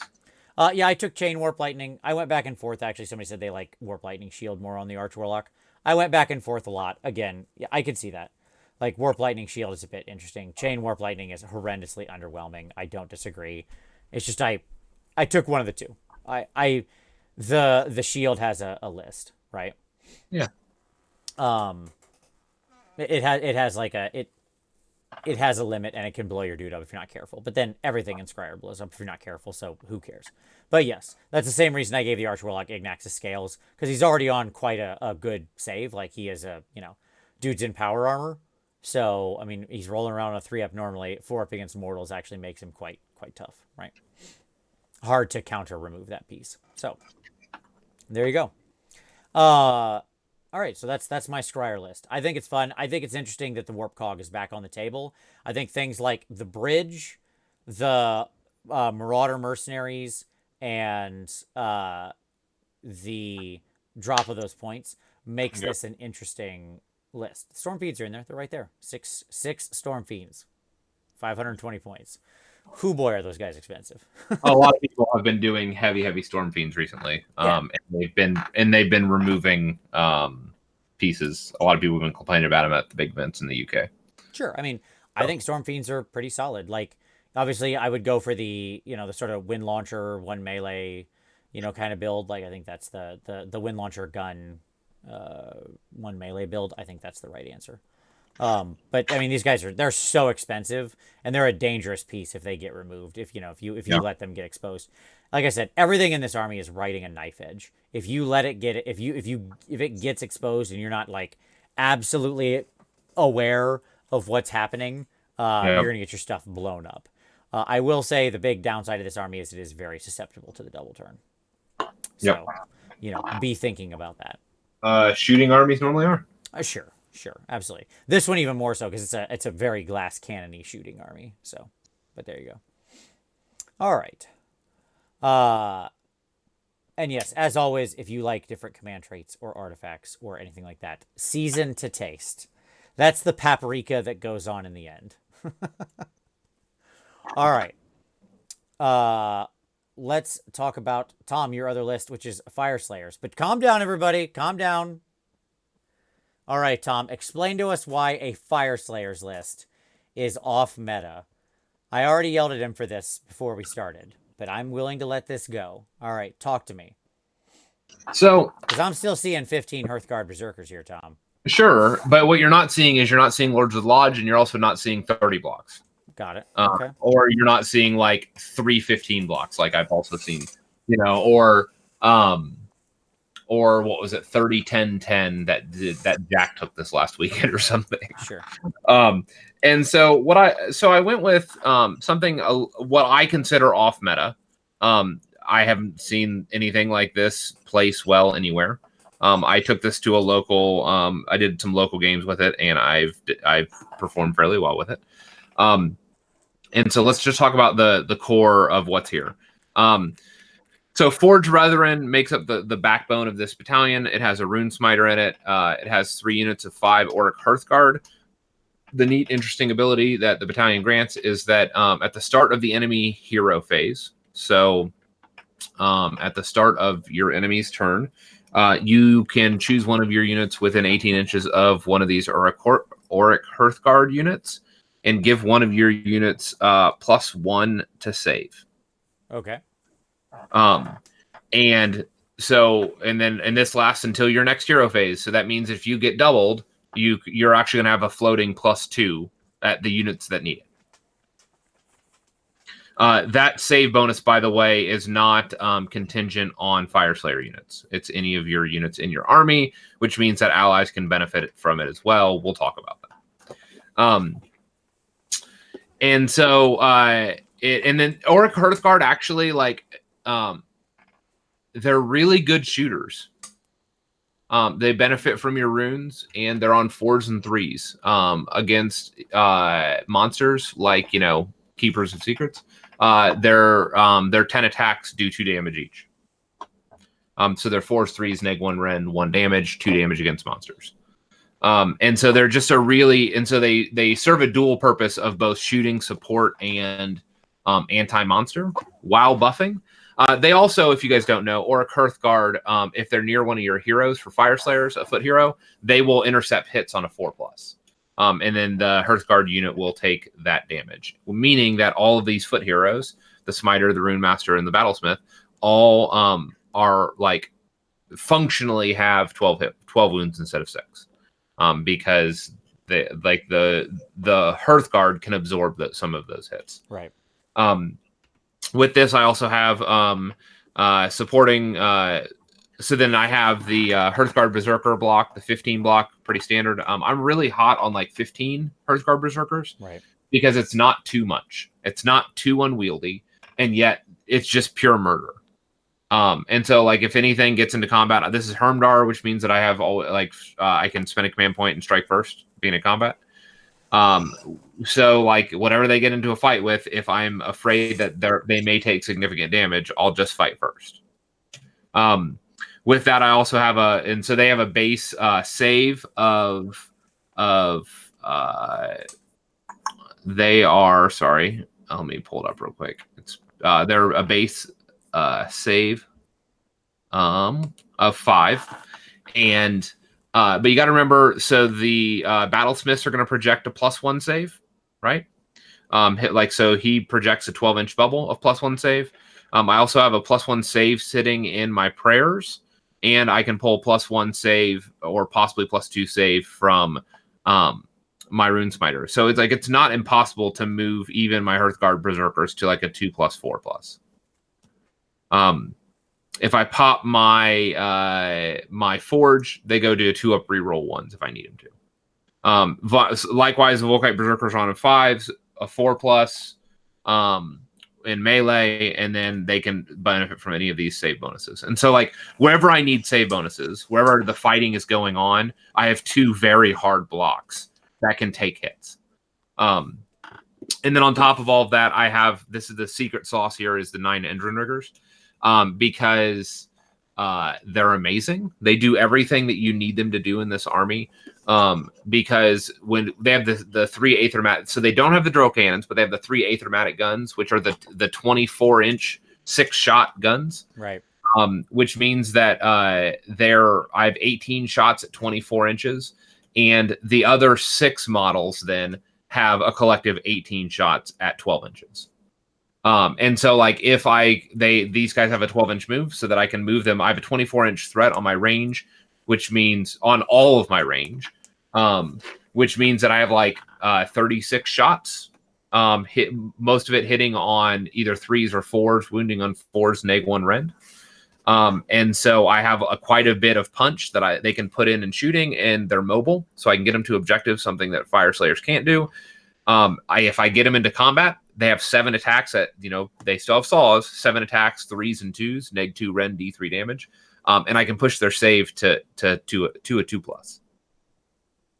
Because all the armor saves buff the buff allies in this army. Nice. Not the Battlesmith, but both the Forge Brethren and the Prayer of Ash. And then finally, the Runic Firewall to gum up the board to give reroll saves of 1.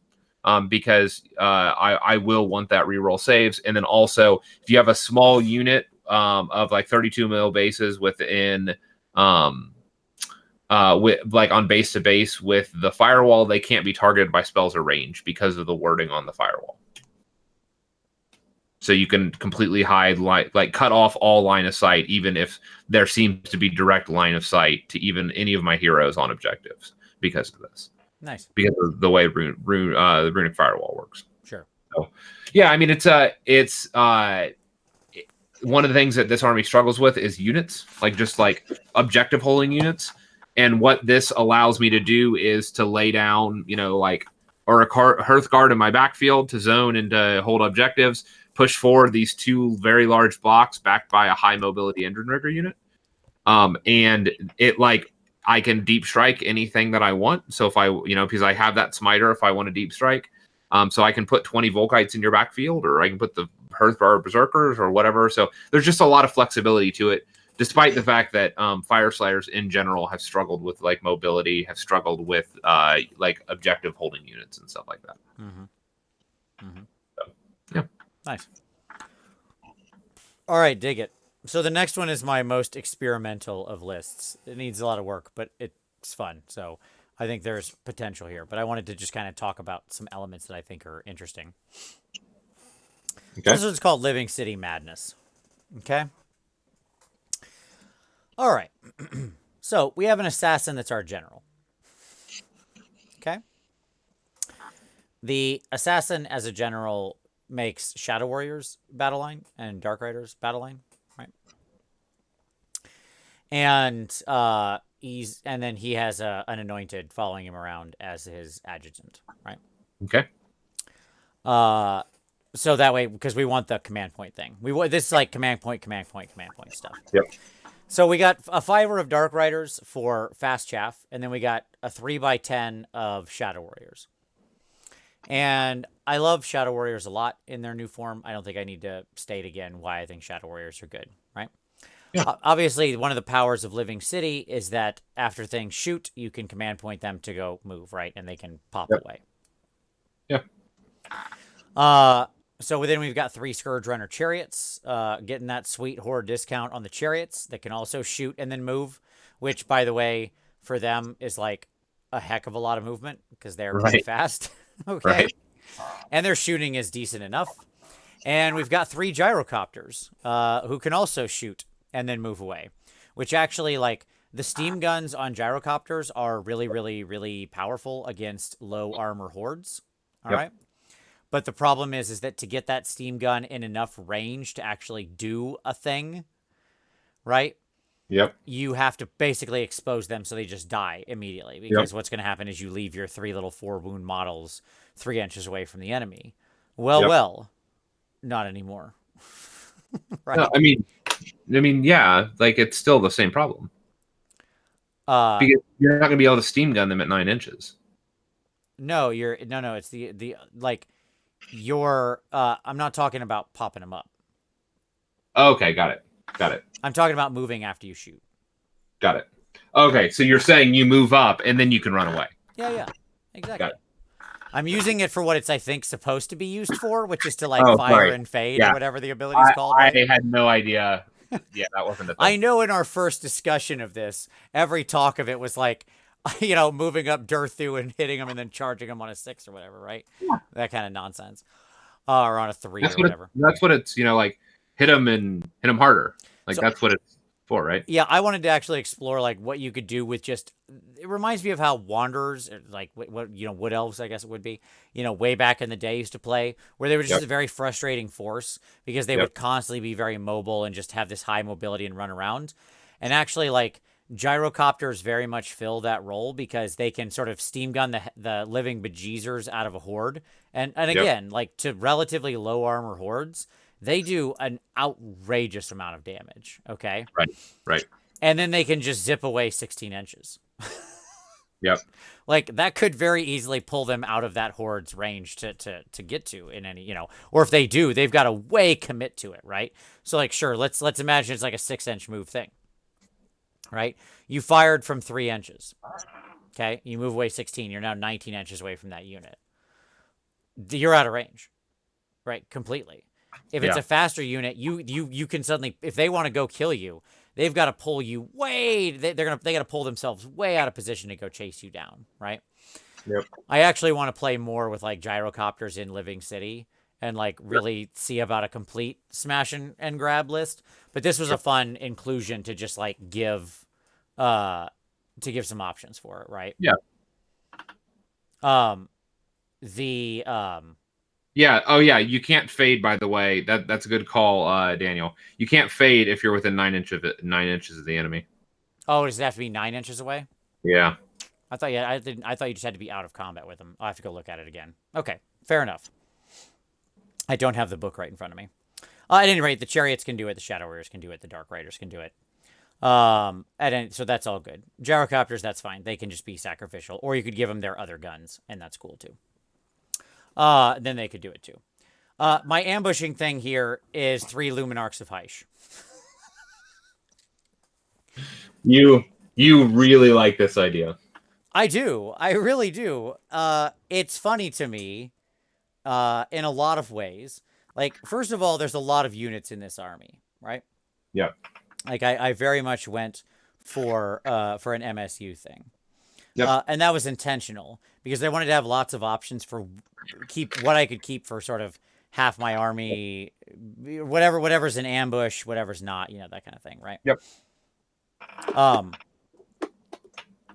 So and I bought the extra command point because I want to be able to strike and melt away a lot.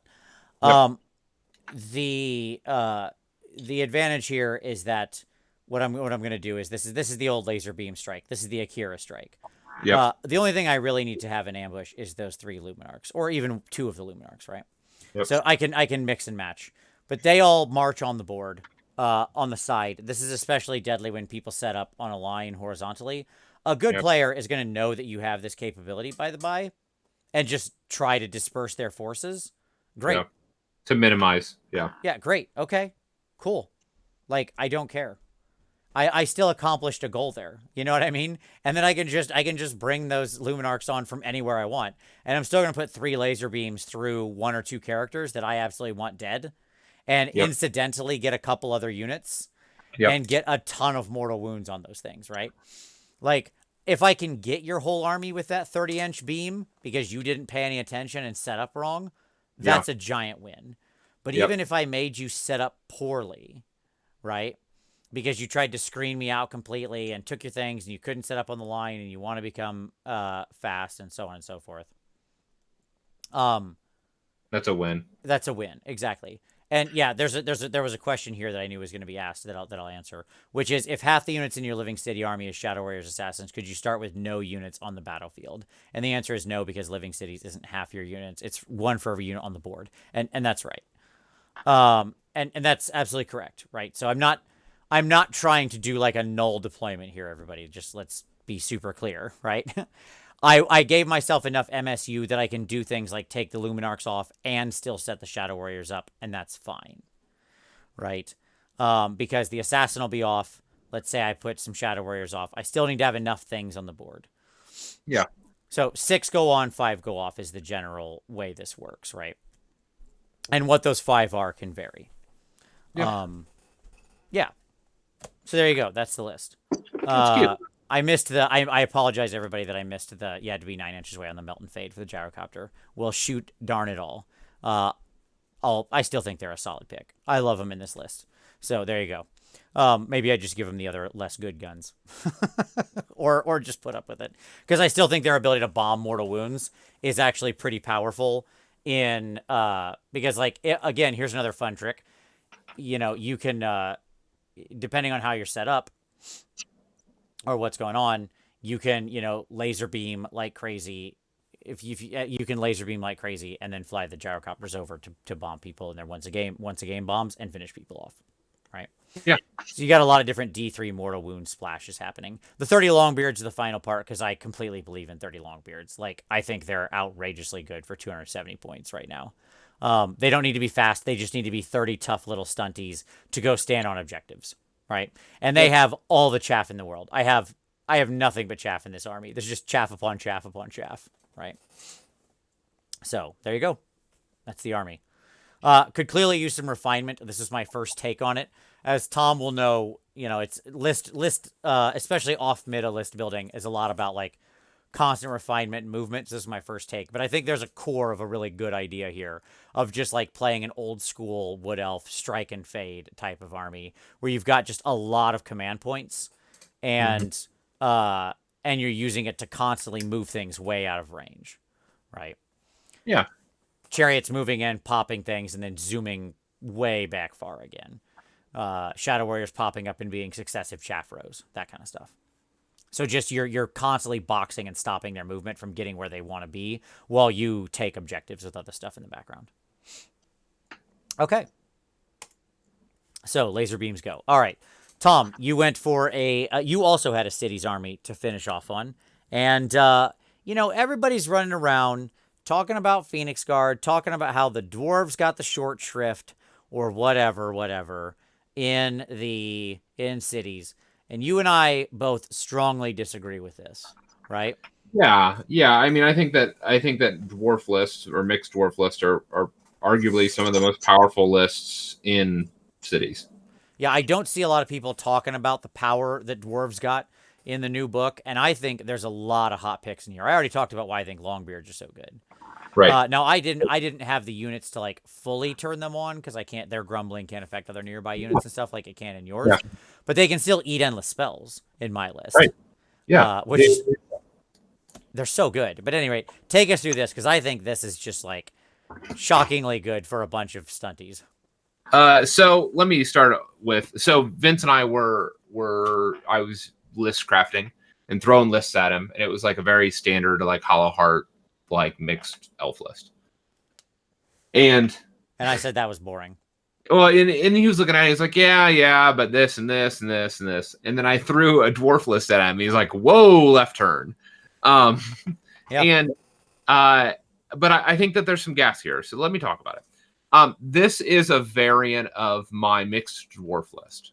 So like I ran a couple years ago a mixed order list. It was just a bunch of dwarves. And this is like my updated version of that, but with all the new tech. And so let me talk about, like I'm real big into power pairs. We've talked about this. And so let's talk through what we have in this army.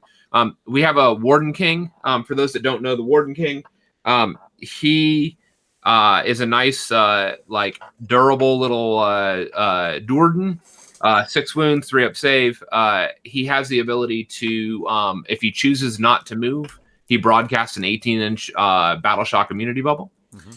And in this army, I've given him the Hawkeye trait from Tempest's Eye, which nets him he projects also a +1 to wound bubble for ranged attacks. So you can already begin to guess where this guy's sitting on the battlefield. And the other thing that's with this guy is his new command ability. It used to be like choose an enemy, all your units get +1 to wound against that enemy unit. No longer. This one now is choose an enemy unit, spend a command point. All your dispossessed units gain +1 attack against that enemy unit. In melee, but with +1 attack. So that's pretty good. The Rune Lord, everybody knows what the Rune Lord does. The Rune Lord, The most pious of all priests, because his stuff goes on a 2-up.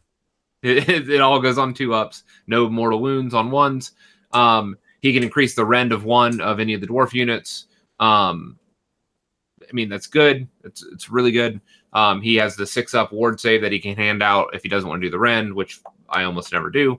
And then what really matters now is that he packs a free unbind and dispel at +2. Yeah, he does.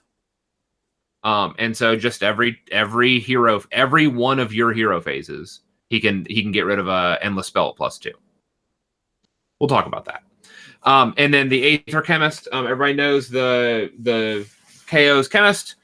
Here, this Aether Chemist is running around with a Thermal Rider cloak so that he can keep up with his power pair. Everybody's favorite cloak. Everybody's favorite cloak, exactly. His power pair, obviously, is with the 9 Sky Wardens. Here, I've done the Aethermatics and the Drills. So they're going to have 18 shots at 24 inches.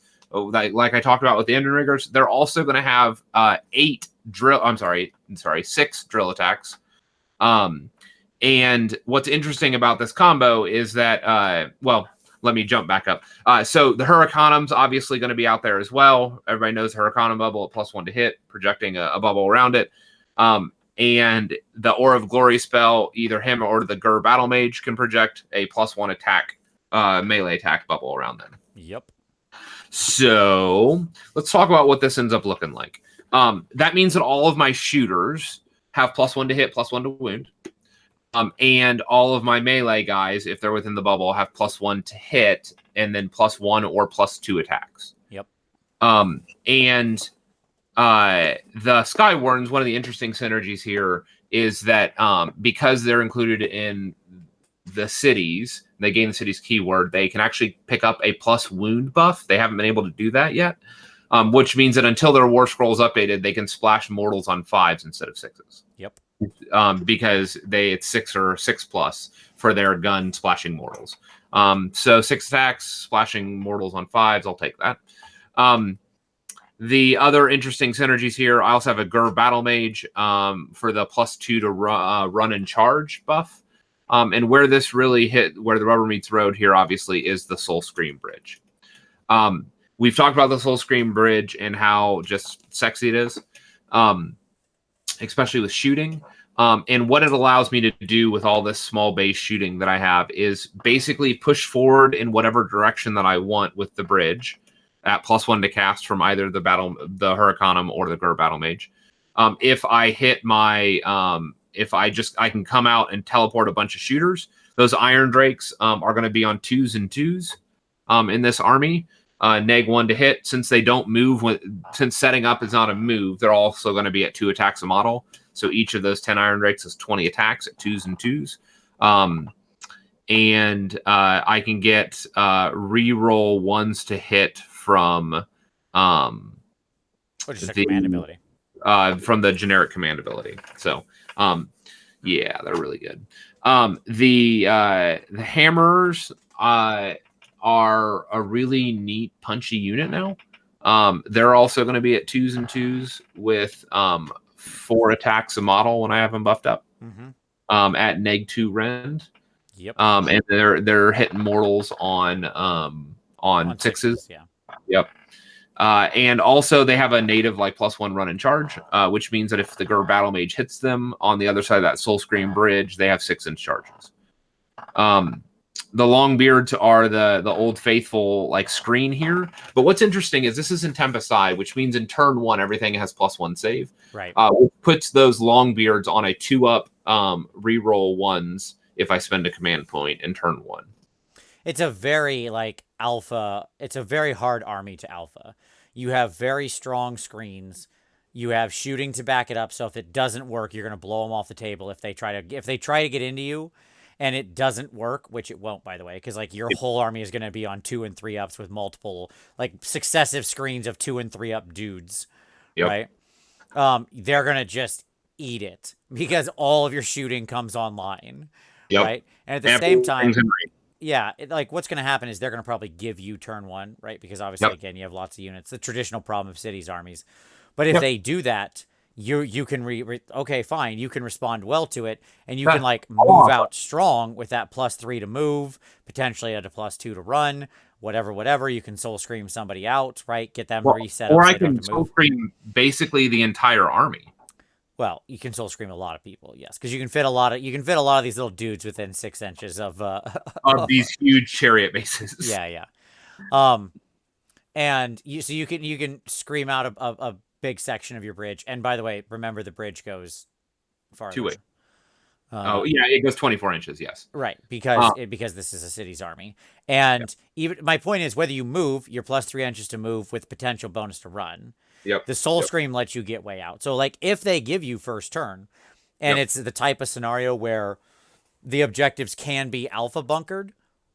You know, that's going to happen. All of a sudden, you're going to have a nightmare of like chaffy walls and big blobs of very hard to kill dwarves that are very high save, because it'll still be battle round 1 when it passes to their turn. And if they come try to peel you off that point, all them Longbeards are still on 2-ups, potentially rerolling 1s, right? Like that's tough.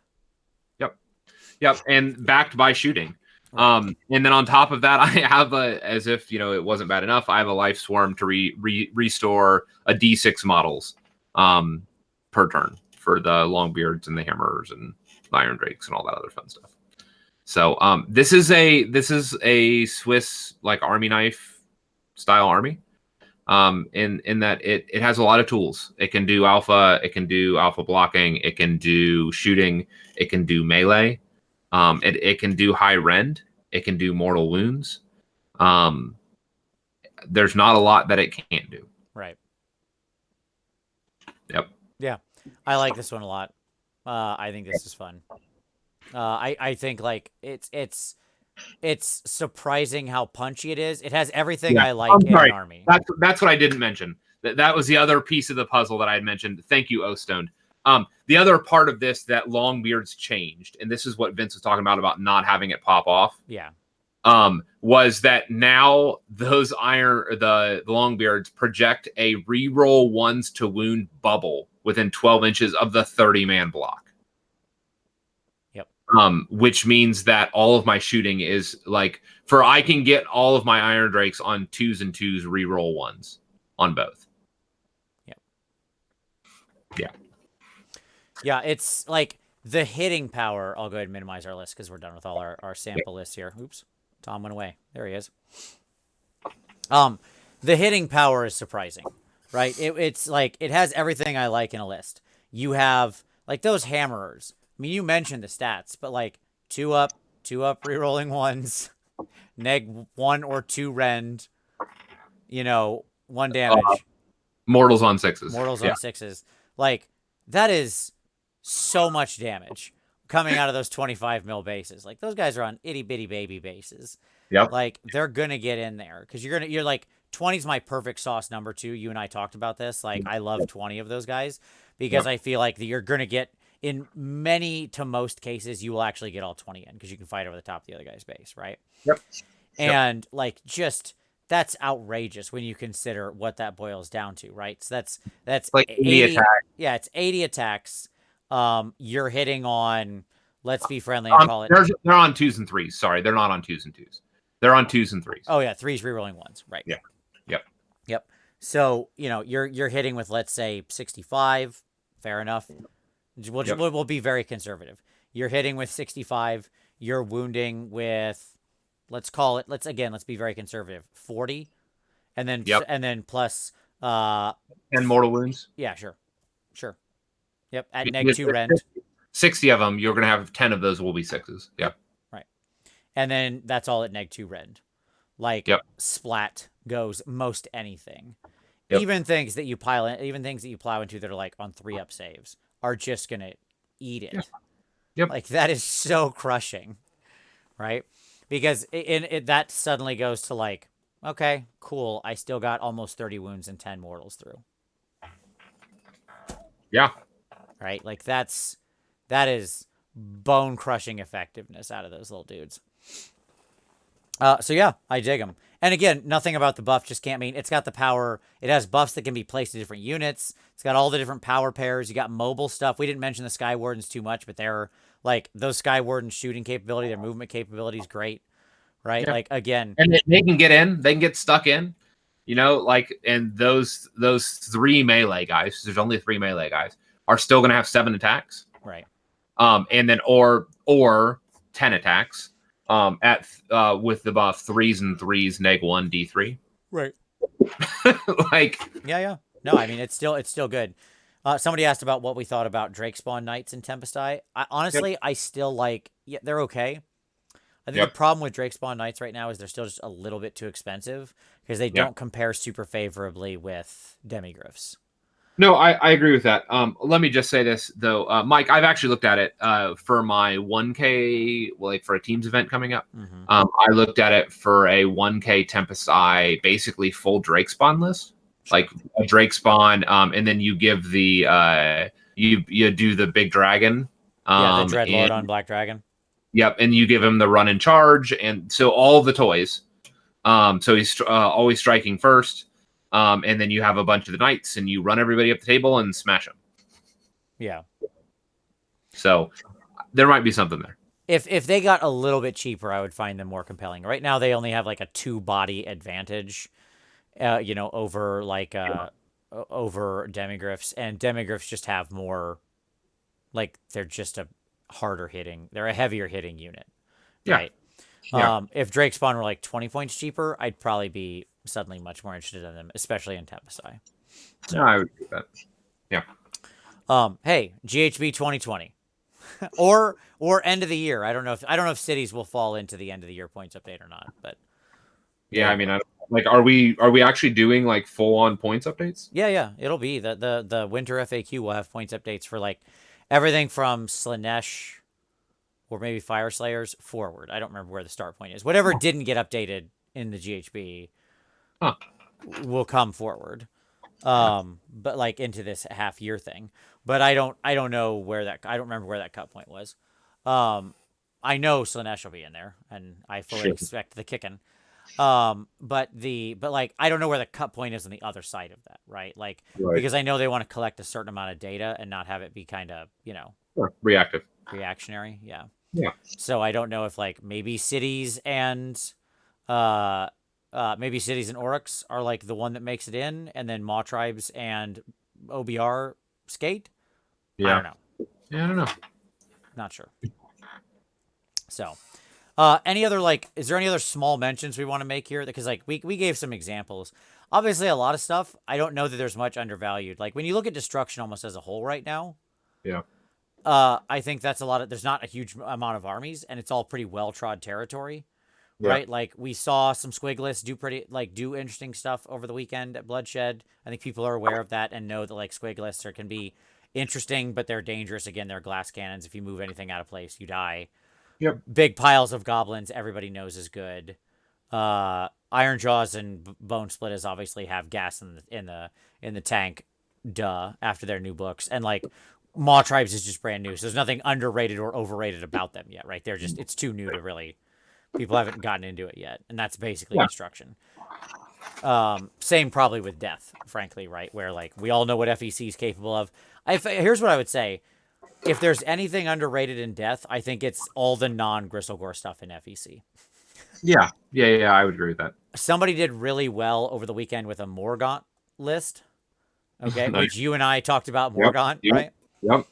And just sort of like ghoul, just like the slamming ghoul rave, where it's just ghouls for days, buddy. Just multi-attacking, just swarming the board with just tons of attacks. And I think there is a lot of interest in that one. I haven't really looked deeply enough at it to know how I'd build that list. Yeah. But I think there's definite exploration there. And look, ghouls are real easy to paint. I mean, Tom was on top tables at Acon last year with a Morgaunt list. Sure. Most of the championship. Yeah. I mean, there's something to be said for being able to swarm the board with an outrageous amount of like very high damaging multi-attacking models. Yeah. It's an unbelievable weight of dice they have behind them, right? The board control that they generate is outrageous. And they can afford to take losses. Right. So that would be my like sort of mini pick that I don't know enough about it to make a list out of it, but I think that's my mini pick in Death. For Chaos, I want to give a shout out to, I think Nurgle has some gas. You know, we talked about this a little bit before the start of the show. Yeah. The Beast Grave guy is really interesting what he does. Yeah, so the Beast Grave guy has a spell that he can hand out +1 to hit. Yep. And you did a little bit. It's like you pick a unit, and now you get +1 to hit against that unit, right? Your people. Right. So it's anybody attacking that unit gets +1 to hit. Yeah. And you combine that with like the like all of the Nurgle triggers, like the to hit triggers. So you do the mortals on 6s. You do like Blade Kings. I think also with that, the other kind of other neat tool that you can play with there is I've always thought that like the Chaos Lord on Demonic Steed with the Chaos Knights obviously is a good play because he adds +1 to hit, at least for right now until the new book comes out. That could change. He was in my list. I really hope they don't get rid of that guy. Like I don't think they will, but gosh, I hope he stays around. He was always like, he's just a cool concept and cool model.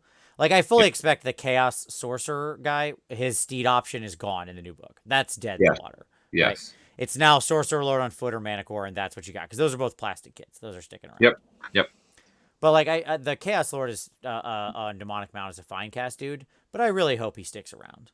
I just think I've always loved the idea. Sculpt. It's a cool sculpt. It actually held up. I've actually I made one of them before. Even for fine cast, I thought he was actually pretty good because he's a big, thick model, right? So he was one of the better. Hard to ruin. Yeah, he's hard to ruin. Yeah. So yeah, I agree. Like that Grashrak dude, his ability to just sort of like whack somebody, do a couple mortal wounds, and then hand out +1 to hit for the inevitable Blight King assault, right? Or the night charge with the mortal wound trigger. Oh sure, absolutely, yep, yeah. Like there's a lot of potential there. I mean, Nurgle's not in a super great spot, but I'm not sure there's not some interesting combinations, and I'm not sure Grashrak can't be a fun part of that to be like. Sometimes it only takes a little bit of an extra power pair to make things go from like to viable if played and piloted well, right? Now you have my attention. Yes, Steve Erner said that was my Warlord of Havoc year 1. That's absolutely correct. That was my year 1 Warlord of Havoc, where I had built like this ridiculous base. Like because that was the year Steve had limited us to a 60 mil, and I had him up on a whole like diorama. I think it was a 50. I don't know what it was. It was a very small base, and I had him on a diorama with a chaos portal and lightning shooting out and stuff. Like, he was way up in the air. He was. There you go. I still like that dude a lot. Maybe that's one of the reasons I really like that Zinch army, because part of it was like designed for reasons like that. But I don't know. I like the color scheme. I like Zinch. What can I say? That dumb chicken. He's just fun. All right. Any other mentions? We good? I think we covered a lot of stuff. Hopefully we've given people some ideas. I think the idea is go out there, explore, look at some other things, think about some interesting ways to put power pairs together where you still have the fundamentals. Like that, like I mentioned, the thing I loved about Tom's list was it still had all the fundamentals, right? Yep. Strong mobility, good anvils, good chaff, good hammers. Yep, it was a 50. Wow, boy did I boy did I overbuild that. I love it. Um so, I think that when if you can check those boxes, you Yeah. don't have to be best in class in Right. all of those. You have to be good enough. Yeah, you just have to be like an army that's good, not great, good in all four of those. If Yeah. piloted well, will do well, Yeah. right? You don't need to have the absolute best in class, because oftentimes what happens is a lot of people with some of their lists end up sacrificing one or two of those things to get the best in class in one of them, and And you can outplay them. you can outplay them. Exactly. Yep. I agree. All right. Well, there we go. That brings us to the end of the show. So, like I said, books and stuff, reviews will be coming. Don't worry. We'll be talking Maw Tribes. Schedule TBD. We will get to both of them. I am on the road the next 2 weeks, so it's going to be kind of annoying. I will do what I can with guests that we can. It's all kind of more difficult to schedule. But I promise we will be talking about them, and as usual, we will try to go in depth, and hopefully we'll make the best use of the time. I promise to like hopefully provide some insight into the book and be more than be more than man who reads book. Man who reads book is valuable. I'm happy man who reads book reads book. That's not what we're on about. Yep. Yep. But as it is, we thank you very much for watching. Tom, I'll see you in less than 24 hours, so we Indeed. can so you can get up here so we can head to Holy Havoc. Very much looking forward to everybody we're going to see there. We appreciate you watching very much. No, the Slurry video is not this week. It's going to be way out. Like, sorry, man. I had to as I mentioned, I'm on the road for like the next 2 weeks. I had to pre-record a lot of videos, and I didn't have that down yet. But I promise it will be around. It's coming. At any rate, thank you very much for watching. As always, we appreciate it, and we'll see you next Wednesday. Bye-bye.